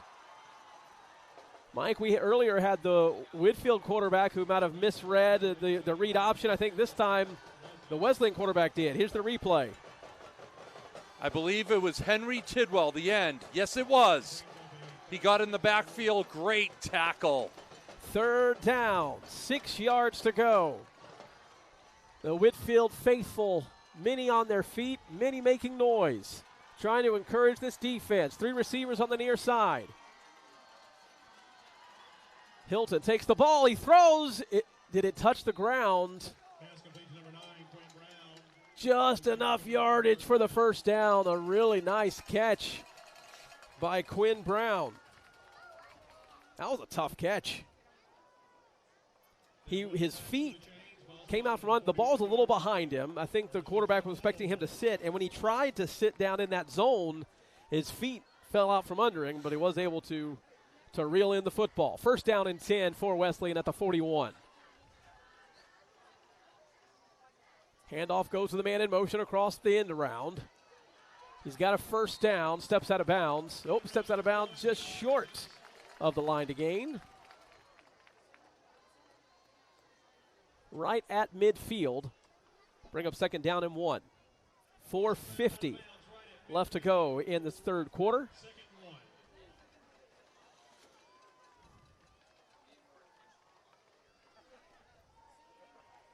Geno Hutchins, the 4th, taking the ball in the end around.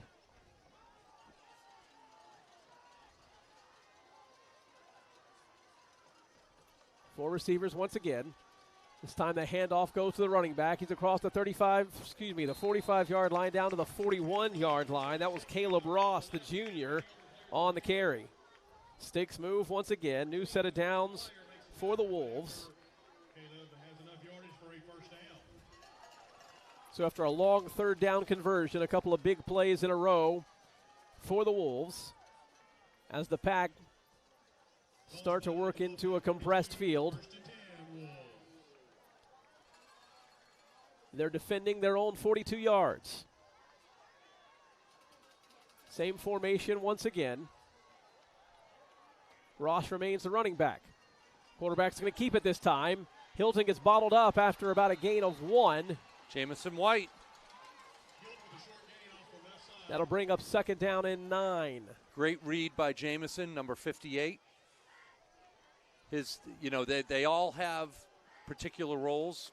Henry Tinwell had the running back, and Jamison had the QB, and did a great job not biting on the fake. 3 receivers on the near side this time with 4 minutes left in the third quarter. Pass comes to the near side, caught, almost tackled for very little gain. Couldn't quite get the receiver down. That'll bring up third down and about 3 at about the 35-yard line. We got a player down. Graydon Dukes. Looks like he has a cramp.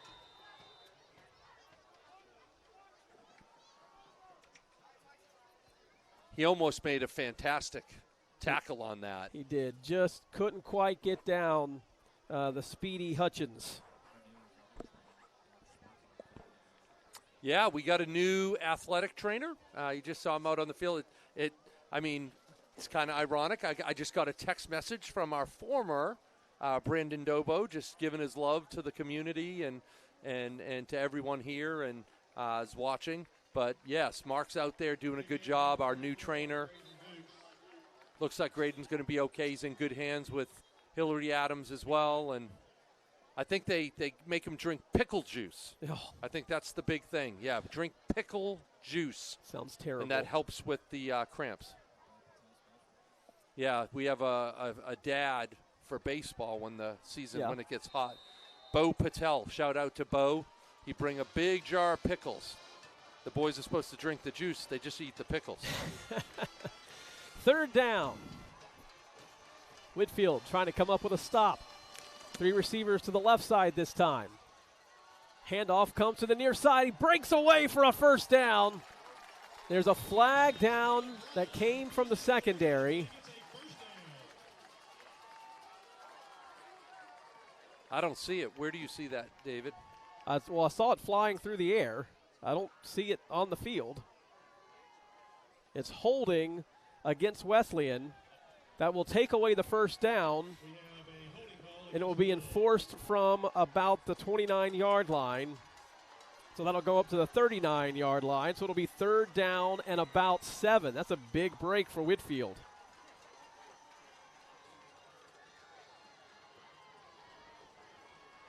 The flag came down, Mike, right near the sideline on the near side, so it was hard to see through all the players. Wesleyan has a ton of players.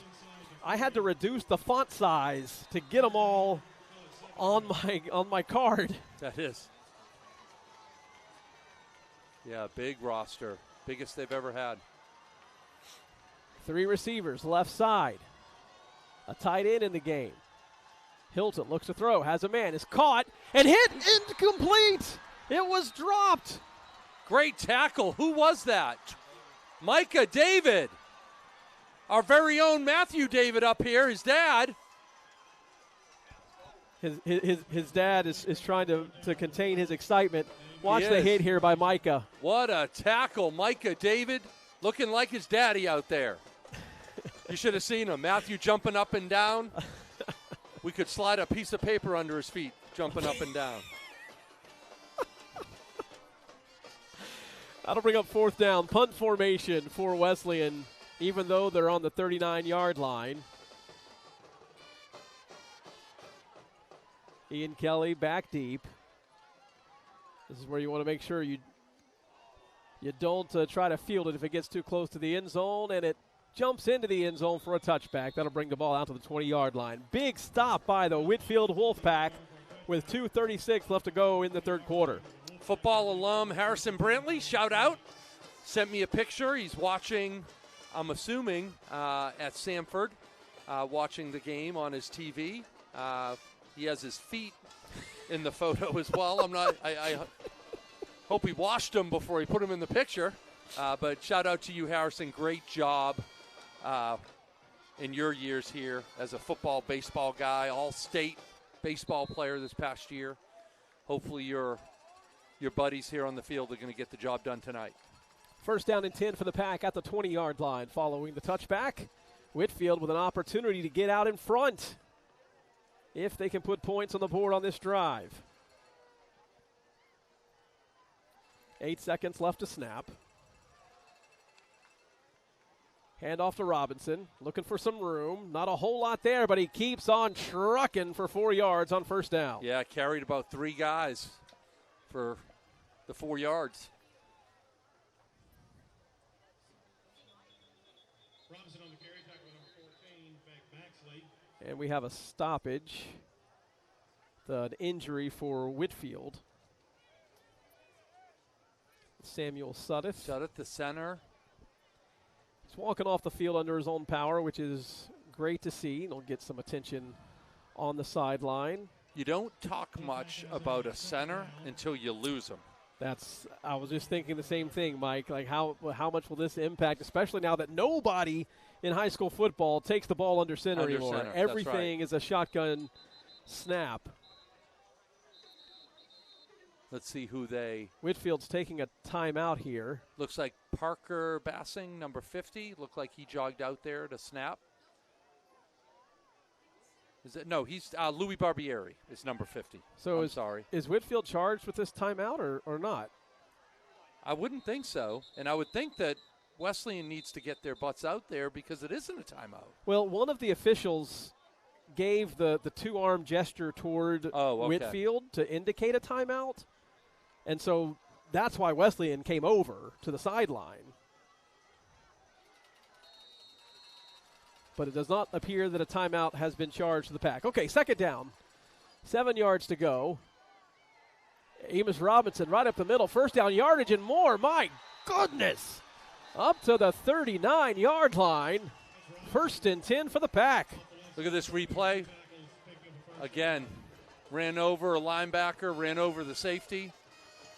The confidence he's running with, Mike, ever since Tremendous. the middle of the second quarter, it's almost been like a different person. He gets the ball once again, looks for room. He's found some room. He's across the 50. He's first. Go! I don't know if we could see a replay of that run, but he just busted through the line. Here it is. I mean, there was contact early, Mike. That was the last Handoff play. goes to Robinson once again.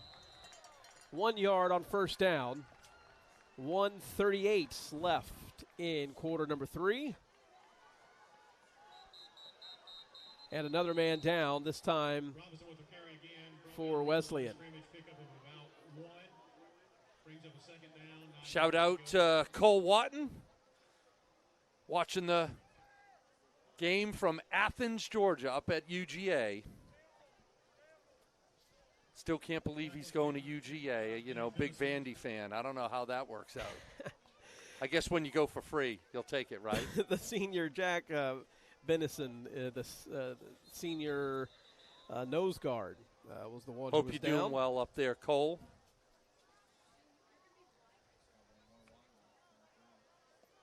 Cole had some big plays last year as well. That's right. A former running back from Whitfield, very similar to Amos.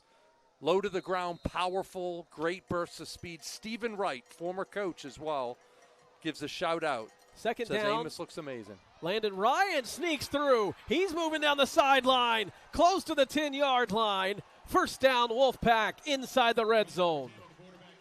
He stepped out at about the 16, but it's still a new set of downs for the Pack.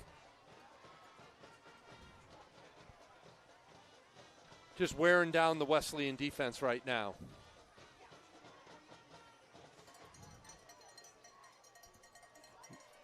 New running back in the game. Landon Ryan's going to keep it himself. He looks upfield. He's inside the 5-yard line. Twist, dives, touchdown! Whitfield! Amazing. We'll see a replay.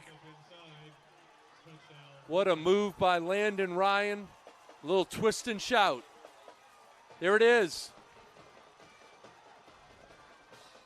Whitfield takes the third quarter lead with 1:06 to play. Liam O'Halloran trying to make it a 7-point game.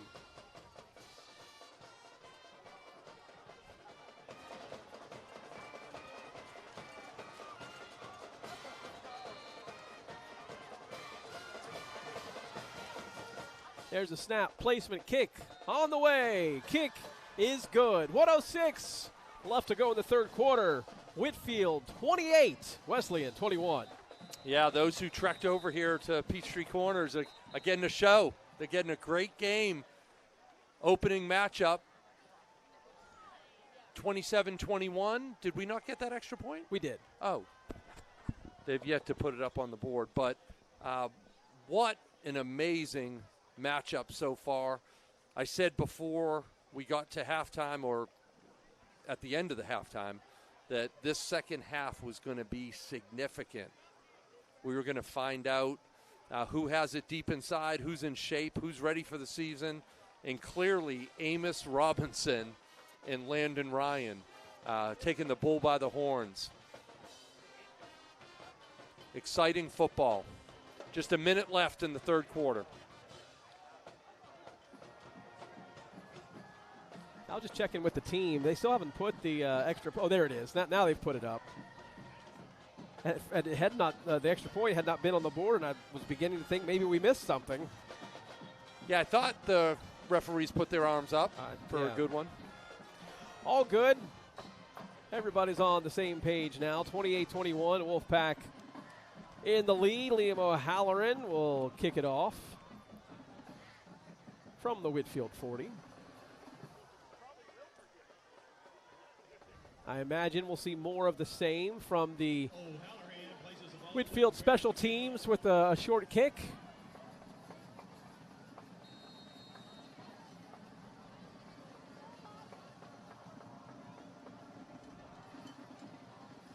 Well, they're moving in towards the middle now.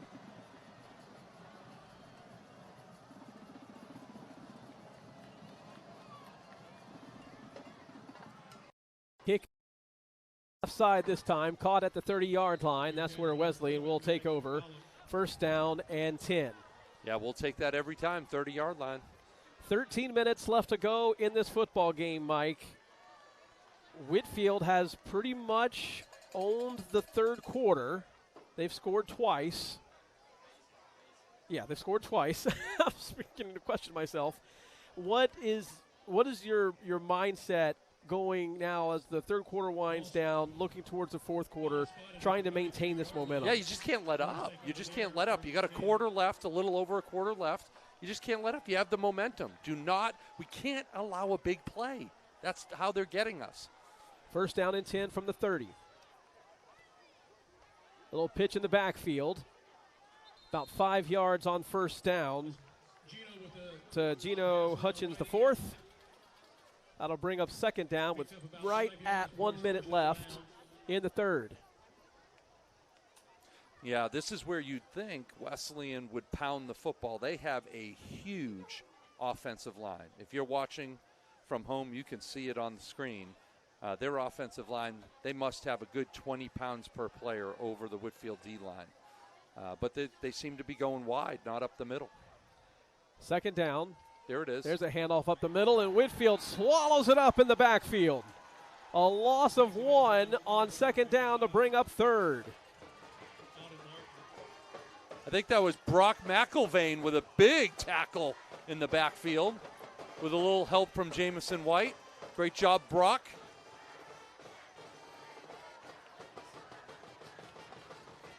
Third down, 6 to go. 30 seconds left in the third quarter. Clock running. The Whitfield fans making some noise, encouraging this defense that have made a few stops now in a row. Trying to find another.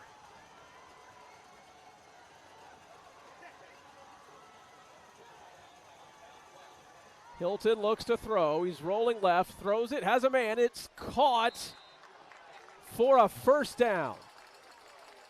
Going to mark him down at the 44-yard line. A really nice throw and catch by the Wolves.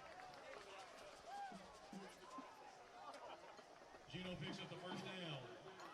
That was Hutchins on the reception. He's becoming more and more a big part of their offense tonight. He is. He's a good ball player.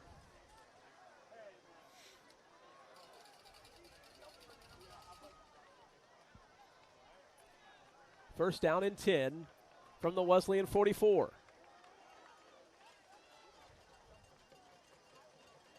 Man in motion. Quarterback keeps it himself. He's got a lot of room up the middle. Has 11 yards on first down, and that brings us to the end of quarter number 3. After 3 quarters, Whitfield 28, Wesleyan 21, with Wesleyan driving as we begin quarter number 4. Here's a look at the Whitfield cheerleaders.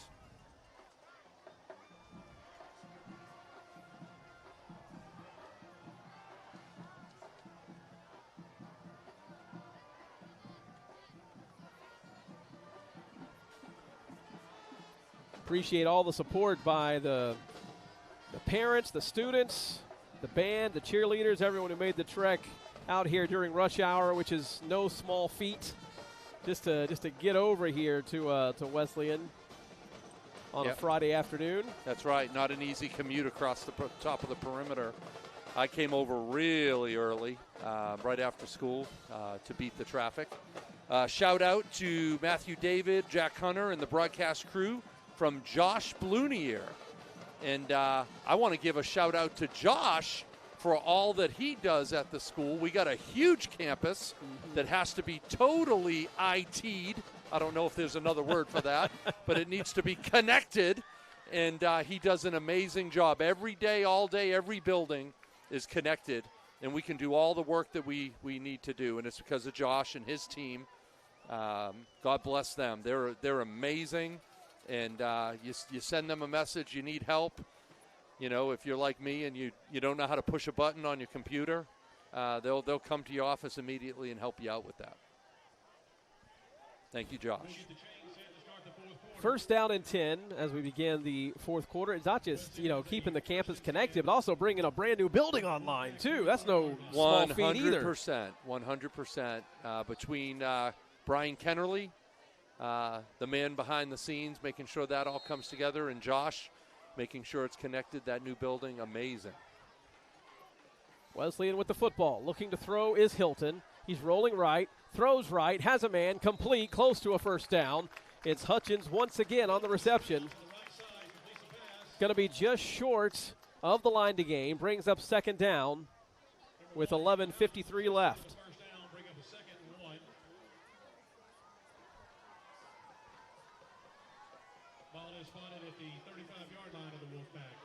Shout out by the Mulcaires watching the game at home.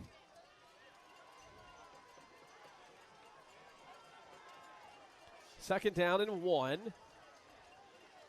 Ball spotted right at the 35-yard line. This might be an opportunity if they have the athletes that want to try it, to try to maybe take one deep. Under pressure, now he's going to scramble. He's got plenty of room, but there's a flag down in the backfield. This one's likely coming back. Hilton gets all the way down to the 20. Let's check the flag. And it is holding against Wesleyan. Mike, you were asking for the second half penalties to go against the Wolves. Yeah, I think they heard you. Let's flip it. I mean, I like football without flags all over the place, but the first half was just something else. A lot of laundry. That'll negate the big run. It also will make it second down and 11 instead of second down and 1. Really big crowd tonight for Wesleyan. Love that on a Friday night. Hopefully they leave a little disappointed, but I hope they had a great time. That's right. We even got a message from 680 The Fans' own Barrett Salee. Shout out to him. Hopefully the Braves won tonight. They did not, but he got done early tonight because they played an afternoon game. That's right. Second down and 11. Throw goes to the inside. Hutchins, once again, he's got some room to the outside. He's racing to the sideline. Gets pushed out of bounds. He actually stepped out of bounds, then delivered a hit. Not sure how that didn't draw a flag, but the Wolves get another first down as Whitfield tries to protect the end zone with 11 minutes, 21 seconds left. Yeah, Carson Lewis couldn't believe it because he's ready to hit the guy. He takes a step outside, out of bounds to not get hit, and then he hits him. Yeah, I was surprised. I thought I'd see a flag on that one. First down inside the 30 at the 28-yard line of Whitfield.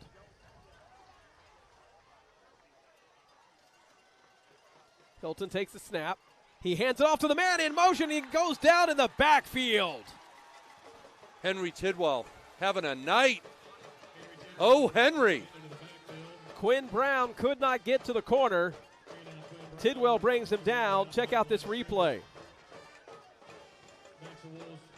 He's just doing a great job of that. Whenever they go to his side, they're trying to avoid him, but whenever they go to his side, he's doing a great job of staying outside. Outside containment. Do not let the runner around you. Bad things can happen, and he's doing a great job. He had that tackle in the first half, way in the backfield, and then another one here. Second down and 13. Hilton drops back to throw. Looks, under pressure. Still looking to throw. He's got a man. It's almost intercepted. Pass defended. Who was that? That was Graydon Dukes. Graydon Dukes. Boy, he's having a night too, but it's taking a toll on him with the cramps. Here's the replay. What defense by Graydon, knocking it away. For a split second there, I thought he might have been able to jump the route, but he did what was most important, which is to prevent the reception. Yeah, they got to give him some liquid IV, some pickle juice, whatever. Douse him with it. We got to get him back in the game. He's having such a great game. And as I said earlier, he's with all those young guys, he's had some varsity experience from last year. He's doing a great job of coaching them up. What a great game so far. I mean, it's back and forth. We've talked a lot about penalties, Mike, but that's going to happen, especially early in the season, between officials getting back in the swing of things, the teams getting back in the swing of things. That seems to have settled out a little bit here in the second half. And it's just two good teams battling it out in a close game now with 10 minutes left to go. Yeah, during halftime, I was down near the field watching the bands, and I saw Dr. Bracher. He came up beside me. And Head of school, sorry. Yeah, for those of you out there that don't know Dr. Bracher, I think everybody does, but you're right. I should give him that title. He had a good feeling about this game. Yeah. He was like, I got a good feeling, and I think the second half's going to turn out all right. And I like that. I like the head of school. He has the feeling. Third down, 13 yards to go. Possible four-down territory here, but to get to fourth, you got to stop him on third. Hilton looks to throw. Throws it over the middle, has a man wide open who's going to go to the end zone for a touchdown. Mike, that was reminiscent to early in the game in the first quarter. I don't know if we can see a replay just right down the seam for the touchdown, and Wesleyan 1 point away from tying this game back up.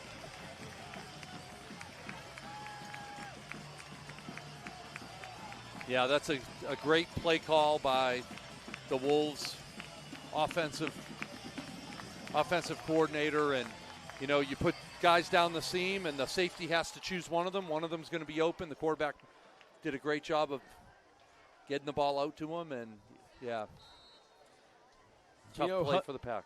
Sorry, Mike. Gino Hutchins, the fourth again on the reception. Now Billing puts the ball between the uprights, and we are tied with 10 minutes, 18 seconds left to go in this football game, 28-28. Yeah, I feel like we could pass the hat right now around the stadium, get some extra money. This is amazing. What a game. Maybe you guys at home, you guys need to, we should send out a number. You guys should send some money in. I mean, this is like, I mean, usually these opening games, you know, college football, Georgia's going to play, I don't know, Utopian Academy in a couple weeks and win by 85 points. Actually, they're going to play, who do they play? Who does Georgia play? I don't even know. Yeah, see, we don't even know. And Alabama will play some other team, again, that you've never heard of, and they're going to win by 80 points. You guys out there watching are getting a great game, 28-28. How much time we got left? 10 minutes left. I got a poll in my way. And, wow. And we got Landon Ryan and Amos running the ball well. Yeah. We haven't seen Luke Linder in a little bit. I wouldn't be surprised if we saw, we've seen in the scrimmages a reverse with Luke, a little end around. We also haven't seen a fade route to Ian Kelly. So I'm curious if we'll see something like that, because I'm assuming the Wolves are going to have to bring everybody in the box to stop Amos Robinson. That's true. We've seen what Landon Ryan can do with his arm. He did a lot with his arm last week during the scrimmage, and today when he's put it in the air, Whitfield has been successful. But you're right, Mike. In the second half, it's been an all Amos all the time. He's done a great job carrying the football. And similar to the first half, after a couple of kicks, we've brought our deep guys and moved them up.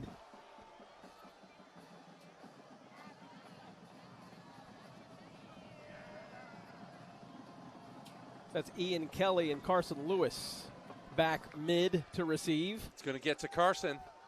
Carson Lewis has the ball at the 20. He's trying to get outside, trying to find some room. He's across the 30, down to the 32. If he could have just got through one more man, we might have seen him run for a long time. Yeah, he's a special football player. Only a sophomore. I feel like we've seen him play a lot of football. He's only a sophomore. And looking for great things this year, and I hope he can get the ball in special teams a little bit more. I'd love to see him on the offensive side of the ball every once in a while. Sneak him in like Deion Sanders. First down and 10. Wolfpack with the ball at the 32-yard line. Landon Ryan and Amos Robinson in the backfield. It'll be Landon Ryan on the first down run. I can get about 3 on first down. That'll bring up second down with exactly 10 minutes left to go in the football game.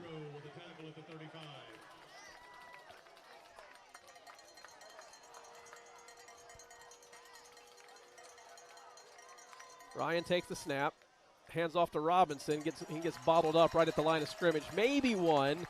That brings up third down in a critical play. And the Wesleyan sideline starts to get excited. The fans rise to their feet on the near side of the field. The Wolves feeling an opportunity for a 3-and-out.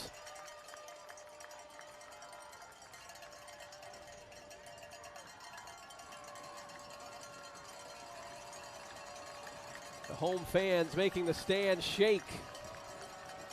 Third down, 6 yards to go. There it is. Goes to Luke Linder, a little shovel pass, and he stops short of the line to gain. Whitfield will likely punt here. We'll see what Coach Walsh wants to do. So far, the offense staying on the field. Mike, they might try to draw him offside first. Landon Ryan is really good at doing that. I would be shocked if they actually snap the ball here. Yeah, I don't know if I'd want to waste a timeout, though. Timeout is spent by Wesleyan. We'll take that. What I didn't want to do is for us to have to, Sure. it's an obvious, try to draw them off, and when it doesn't work, you call a timeout. Well, Right. now we're down to 2. That's good. What I would like to see more of as a non-football coach, who my job is on the line, is in a situation like that, instead of calling the timeout, just take the 5-yard penalty for a delay of game. Right. And because in a game like this, the timeout is more valuable than the 5 yards in a punting situation, at least in my opinion. But no one asked my opinion. We love your opinion. Oh, thanks. We do. How many years have we been doing this now? Have you counted them? I was talking to my wife about that. I think this is the 4th year that I've called some games, and the 3rd year that I've done full time. Okay. Yeah, something like that, or maybe 5th year. 5th year of calling. Anyway, it's been a minute. Offense still on the field. Yeah, it amazes me sometimes that Whitfield lets me do this. I know. Thank you, Jack Hunter. I've told many people, it doesn't matter if no one's watching. I'm having a great time. Landon Ryan takes the snap. He's looking for first down yardage. He's across the line to gain. First down, Wolfpack. What a call by Coach Walsh. Gutsy. And a flag comes call. in after the play. What a gutsy call. A flag comes in after the play is over. Personal foul against Wesleyan, and that'll tack on 15 at the end of the run. Whitfield marching down the field. I'm hoping we'll look back, and that'll be the play of the game. Look at the QB1, Landon Ryan. Not taking no for an answer. What a call. And what a play. I mean, it's one thing for the coach to call the play. The players have to execute it. That's like Dan Campbell right there. We're not going to punt. Coach Walsh, enter Dan Campbell. I will not punt. We're going for a first down on our side of the field. I am shocked that they ran the play, but thrilled that it was successful. Go big or go home. 8:25 left to go. They got to get the change set. Whitfield, hold on. We got a stoppage of play.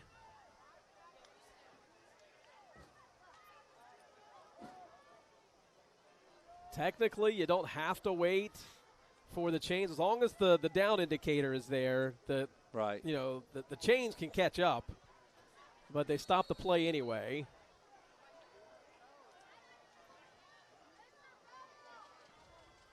New set of signs coming in from the sideline. First and 10 from the 39-yard line. Whitfield trying to take the lead back. Amos Robinson right up the middle, squeezes through the line and gets maybe 3 yards on first down. Brings up second down and 7 with 8:13 left to play.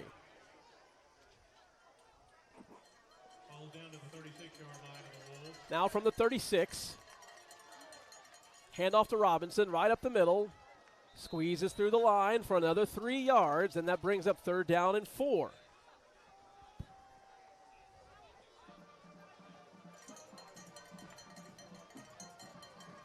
Again, great job by this offensive line. Louis Barbieri, number 50. Number 55, Alden Martin. Samuel Sudduth, the center. He's back in the game. We've got a receiver lined up offside. Number 4. Connor Booth needs to scoot back about half a yard. There he goes. Third down, 4 yards to go. Landon Ryan looking to throw, under a little pressure. He's got the first down if he wants to run for it. He's across the 25 and the 20. Jumps inside. He's at the 10. He's at the 5. On his feet. Pushing towards the end zone. Goes down at the 4. What a run by Landon Ryan. Oh, we got to watch this replay again. Amazing. Amazing. Pat Mahomes, eat your heart out. My goodness. He made 2 Wesleyan linebackers collide. Ankle-breaking moves. Can we see the replay? Is there a possibility? There it is. Watch this. Boom! 2 Wesleyan guys hit each other, and then another spin. Double dipsy do. First down and goal to go. Ball spotted at the 4-yard line. Tie game, 28-28. Only 6 seconds to snap. Whitfield might have to call a timeout here. They're having trouble getting set. 1 second, and there's the timeout. Coach Walsh had to sprint down the field when he saw the clock running down. He is not happy. He is not happy. Well, everyone gets to take a breather here. Critical set of downs coming up. Whitfield 4 yards away from possibly taking the lead back. At one point, this game was 14-0, and it was on the verge of being 28-7 with Wesleyan in control. That's right. And now Whitfield has taken control of the game for the most part. Offense has been rolling in the second half, and now a chance to recapture the lead with 6:40 left to go in the game. Yeah, there was worry when it was 21-7, like you alluded to, that, and they were going to, Wesleyan was ready to score again, and there was just, wow, this is getting out of control. And then, again, discipline, focus, taking a deep breath. Coach Walsh has instilled so much of that in these players, they believe. And since then, end of the second quarter and now the second half, packed football. First down and goal. Hand off to Robinson, right up the middle. Nowhere to go. Gets maybe 1.5 yards. That'll bring up second down. Whitfield, on their opening drive, had a similar down and distance. They had first and goal inside the 5. They ran out of downs and turned it over on downs. 2 plays later, Wesleyan hit a 90-yard pass. This time, Whitfield trying to punch it in. Landon Ryan has the ball. He looks for the end zone. Touchdown! He walks into the end zone for a touchdown for the Wolfpack.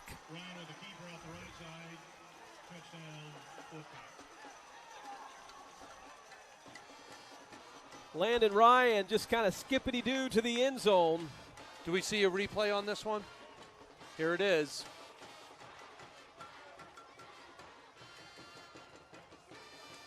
Number 10's been exceptional tonight. All those colleges that are looking at him right now, eat your heart out. Landon Ryan, number 10, big night. Liam O'Halloran trying to make it a 7-point lead. Landon Ryan continues to be the holder. Whitfield needs to get one more man on the field. Here he comes.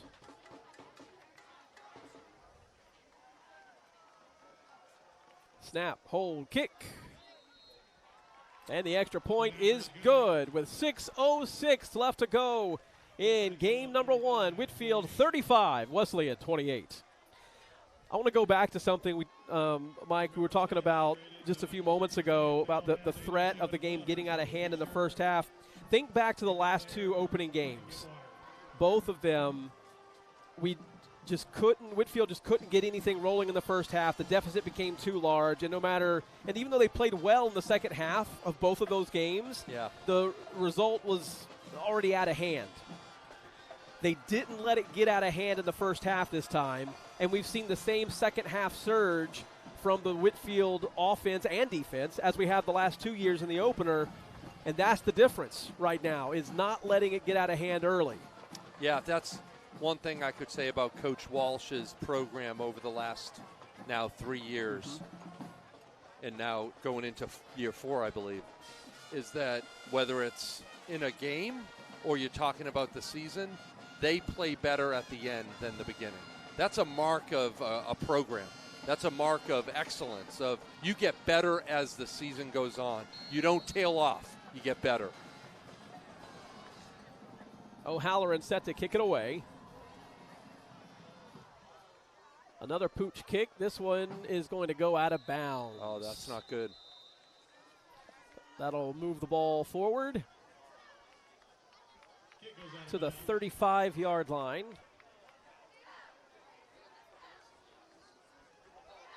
So it is the 35, not the 40.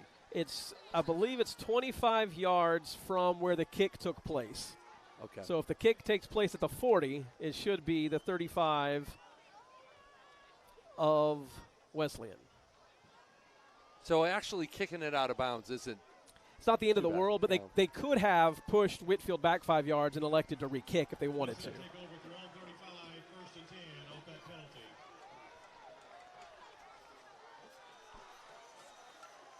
First down and 10 for Wesleyan. Just over 6 minutes left to play.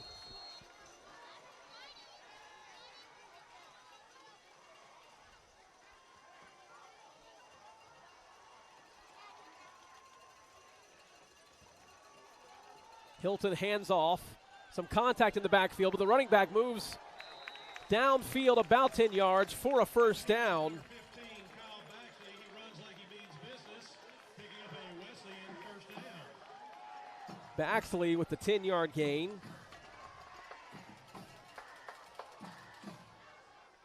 First down and 10 from the 46 of Wesleyan. 46, 1st and 10.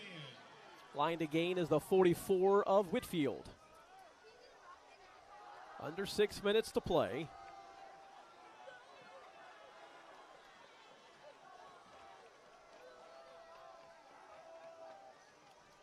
Fresh set of downs after that first down run from Baxley. This time the quarterback keeps it himself. He's got a first down and more. About 12 yards on that run. Another first down for the Wolves, and they're marching downfield. That's so hard for a DB or linebacker. You know, you got to run a QB run on like a big running back, and then he slides last second. Makes it very difficult to not hit him. First down and 10.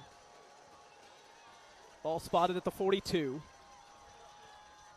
Extra set of signs coming in for the Wesleyan sideline. 15 seconds to snap. About 5 minutes left to go in the football game. Quarterback keeps it himself. Hilton bounces outside. He gets caught from behind. Awkward hit there on the quarterback. Jamison White. Jamison White caught him from behind, and he kind of fell into the knees of the linebacker, but he gets up okay. Jameson White, number 58 on the tackle. 6 yards on first down. Places the Wolfpack 36.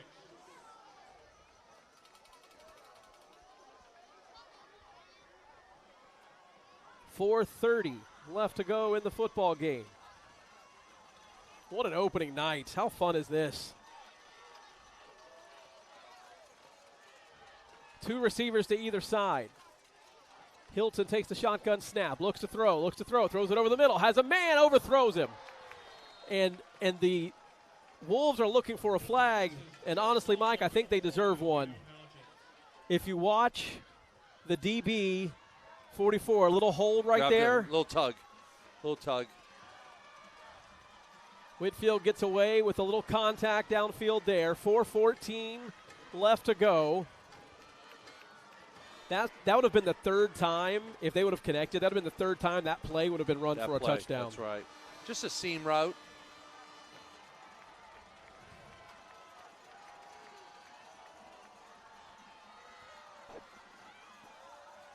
Hilton takes the snap. He's going to keep it himself. He's got some running room, and he is free and headed to the end zone, and we are 1 point away from being tied once again.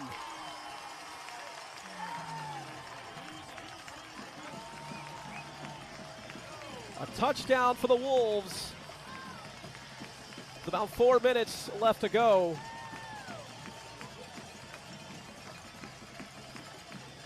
(35-34).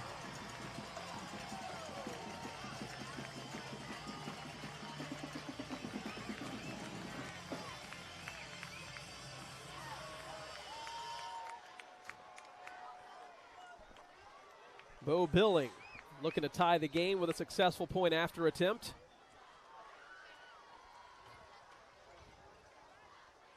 That kick is up, and that kick is good. 4:06 left to go in the game, and we're back where we started. All tied up. It's 35-35.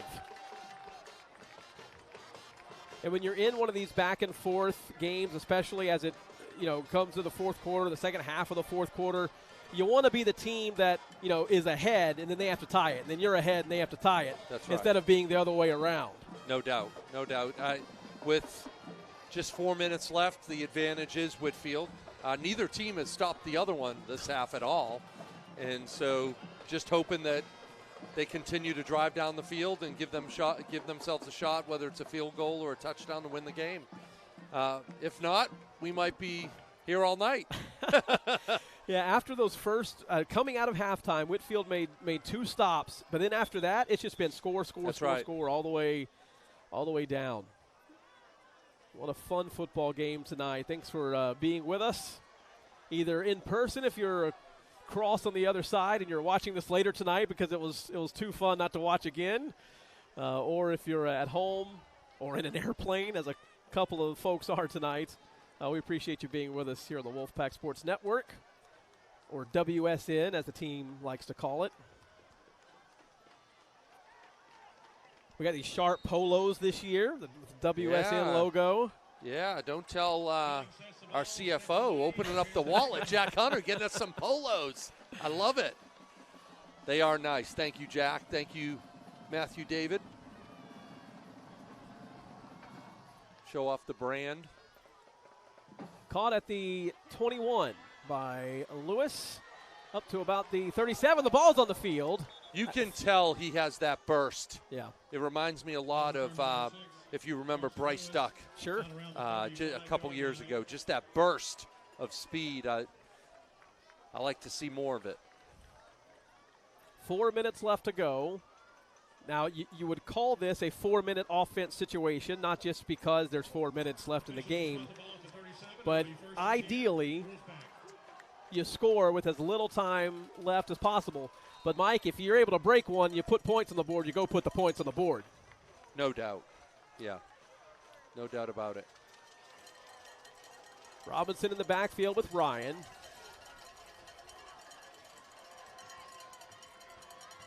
Ian Kelly in motion. He's now the slot man. Landon Ryan is going to run it himself. Maybe 1 yard on first down. A pretty hard hit. He lost his and helmet. The helmet came off. That means he might be out. They'll have to call a timeout or put in a sub. I don't know if maybe a wildcat formation, but you hate to waste a play. Mm-hmm. And he is such a significant player. Maybe let the clock go down. Yeah, they're going to let the clock go all the way down and then maybe call a timeout. I think they're going to run a play, Mike, and just wow. And it Ian Kelly. Looks like Ian Kelly's going to take the snap. Handoff goes to Robinson right up the middle. Not a whole lot of room there. Now Landon Ryan can come back on the field. That brings up third down with 3:20 left to go in the game. Yeah, I don't know about that. I just don't like having Landon out of the game. It made it a, you're not going to put Ian in there and do a pass play for his one play. So kind of a wasted play, unfortunately. Whitfield can take this down to about 2 minutes and 45 seconds.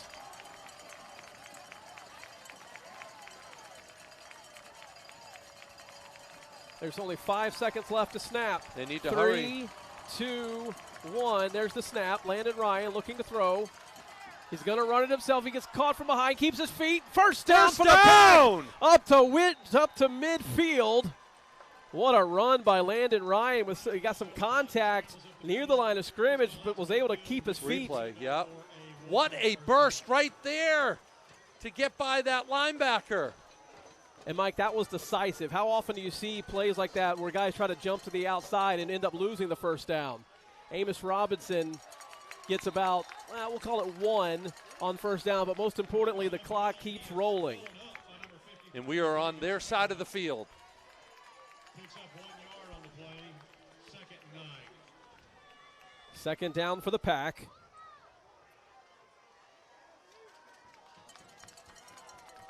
About 9 yards to go. Just about 2 minutes left in the game. Landon Ryan's going to keep it himself. Twists away from one tackle. Gets about 4 yards, maybe 5 on second down. That'll bring up third down and 4. Gets down to the Wolf 45-yard line. 1:45 left to go in the game.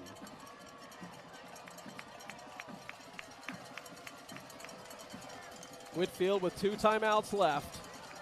Landon Ryan takes the snap, looks to run. He's got a first down. Oh! He runs over a defender. Let's see that replay.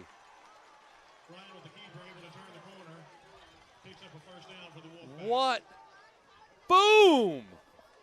How about that?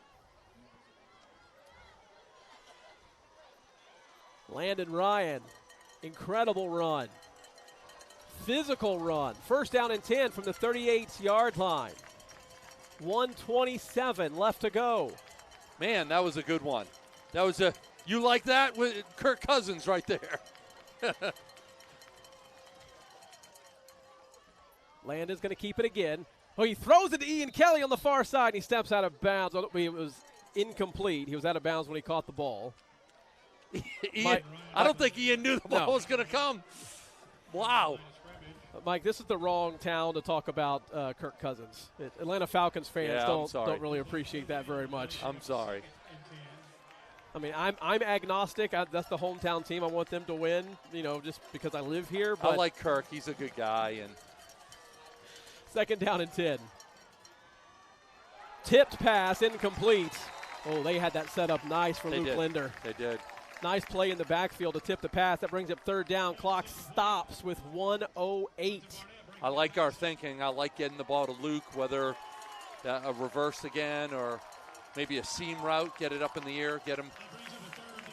He can jump up above, but you know what? Every time you think of something that doesn't matter because Landon's going to run it. Just call a play and let him do it. Third down, 10 yards to go. Timeout by the Wolves. We need a statistician. I want to see Landon Ryan's stats for tonight. They got to be absurd. Well, running, throwing.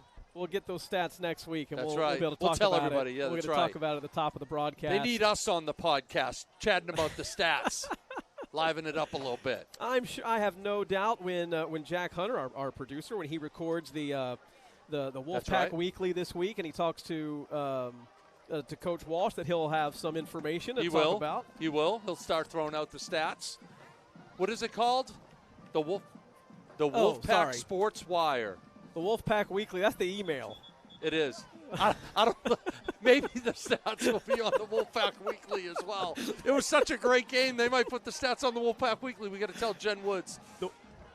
The Wolfpack Sports Wire. That's right, the Wire. You can find it wherever you get your podcast. Well, at least you can on Apple Podcasts. I don't know where else it is. And it's on Spotify. All right, third down.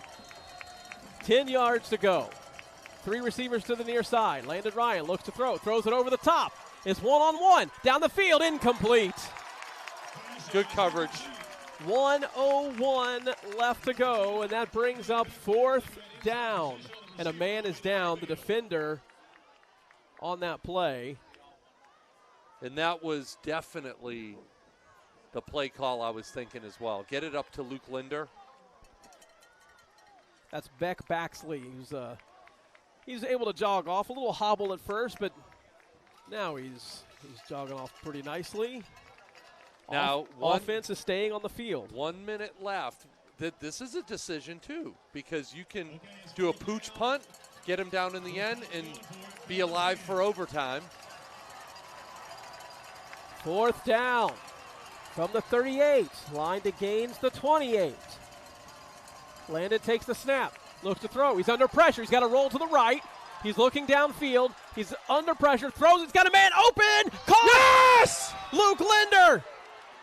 Caught inbounds with 50 seconds left to play. Clock will stop momentarily to reset the chains. What a play by Landon Ryan.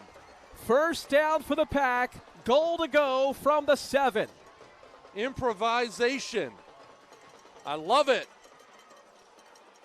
Great job by Luke Linder to secure the catch and just go down. Landon Ryan looks for the end zone. He's at the 5. He goes down right there. Clock rolling with 41 seconds left. Wesleyan has already used 2 of their timeouts, Mike. Just get it in the middle of the field. Just get it in the middle of the field, and it becomes a PAT. Right? I think they're going to try to punch this in. Yeah, but I don't like it on this hash if you don't get in. Landon Ryan runs again, looks for the end zone.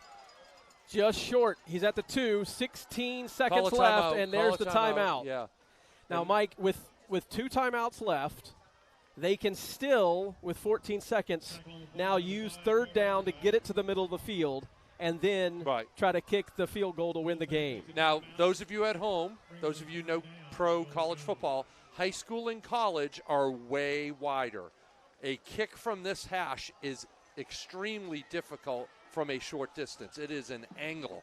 So you got to get the ball in the middle of the field. Then it becomes just a PAT, just a chip shot. Liam O'Halloran comes in, and we get an opportunity to win the game. All tied, 35-35 with 14 seconds left. This has been one of the best regular season games that we've had since, the Mount Vernon game 3 years ago? Oh, if you talk about regular season, yeah. Definitely the best towards the beginning of the season. The Mount Vernon, that was at the end of the year, region championship on the line. You're right, that was absurd. But this is right there with it type of game. Amazing.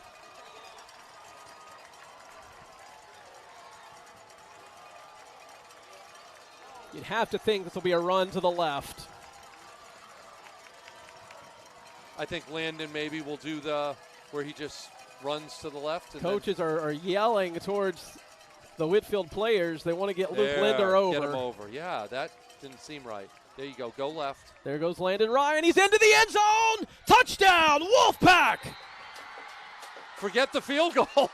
Well, Mike, that's what I was just thinking. You just run the ball towards the middle and push towards the end zone and see what happens. Yep. There are 9.8 seconds left to go in this football game. The Whitfield students ran out of the stands. They're down on the track. We'll take a look at the replay after we get the extra point. A very important extra point with still nearly 10 seconds left to go in the game. O'Halloran puts the ball between the uprights for the touchdown. Let's go back. For the extra point. Let's go back to the touchdown. Here's the touchdown. Look where Landon goes. You know, the guy had him still 2 yards behind. And, man, Landon is just playing amazing tonight. Great job, 10. Just all effort right there. Leading. Now, Mike, how many big plays of 40, 50, 90 yards have we seen Wesleyan make tonight? Too many. Right. So we know what they can do in a very short period of time.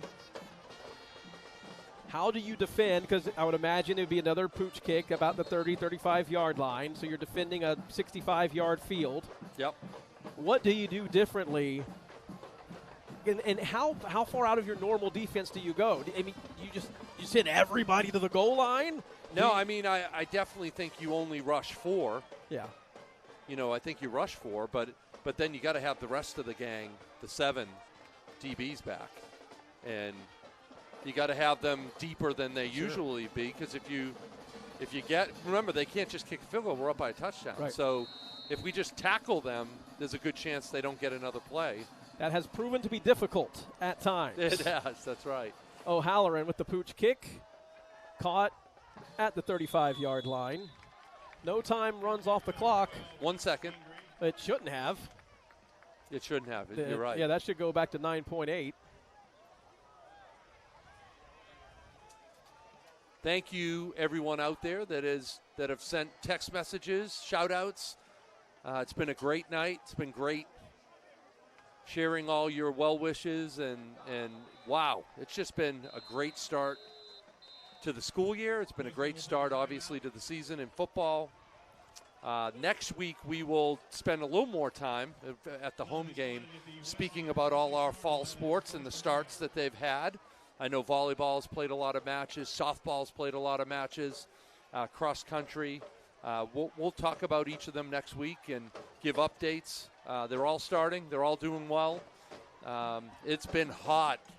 It's been hot out there. I've been watching, going in my car, just seeing everybody out there, 90-plus degrees every day, and proud of our coaching staff of each of those sports. training up our young men and young women. But those of you who attended, I know we'll have a bunch of people watch this game later tonight or tomorrow that are here.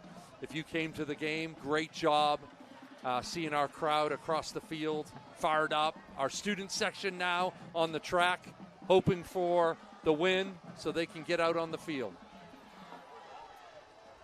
Still says 8.6 on the clock, Mike. Wesleyan used their last timeout, so if this ball's caught in the field of play, the clock may stop shortly for a first down, but that would be it. Hook and ladder, the throw watch it. Is incomplete, and a flag goes down. That is likely going to be pass interference against the Wolfpack. That'll be a 15-yard penalty. And now they're getting close to Hail Mary distance. Yeah, I'm not sure why the contact's so early. You know, you want to give space, and I think trying to disrupt the hook and ladder, honestly. You're just trying to prevent that first guy from catching it. Probably need a guy to. That play took about 4.5 seconds off the clock. There's about 4.5 seconds left in the football game. Barring another penalty, this is likely the last play of the game. They could do a quick out or something like that if they're just trying to get a little bit closer to chuck it to the end zone. Now Whitfield's going to take a timeout. That's their last one of the game. Next week, at home against Mount Vernon. In fact, the next 3 games are all home games before we're back on the road again. Are you making the trip to Athens in September? I don't know. We'll see. You're my restaurant guide for those long road trips. Yeah, I know. So I love it. So I need to know. I might have to see if there's a stipend for a hotel room. I don't know if I want to drive home at 10 o'clock at night from Athens, but yeah, I do. I got to talk to my agent. But we'll see. I'm excited for the next few weeks and before Athens. I'm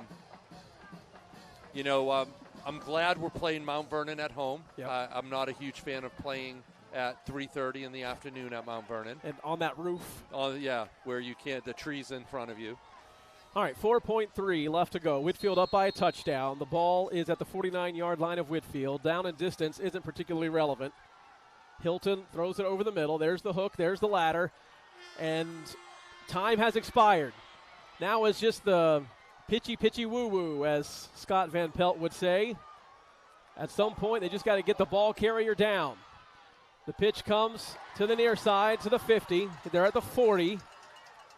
Ball still alive. They've got some space on the far side. Back to the quarterback. Another backward lateral. All these are legal so far. Got him. Down goes Game over. Wesleyan, and Whitfield opens the season 1-0 after a thrilling victory on the road against the Wesleyan Wolves.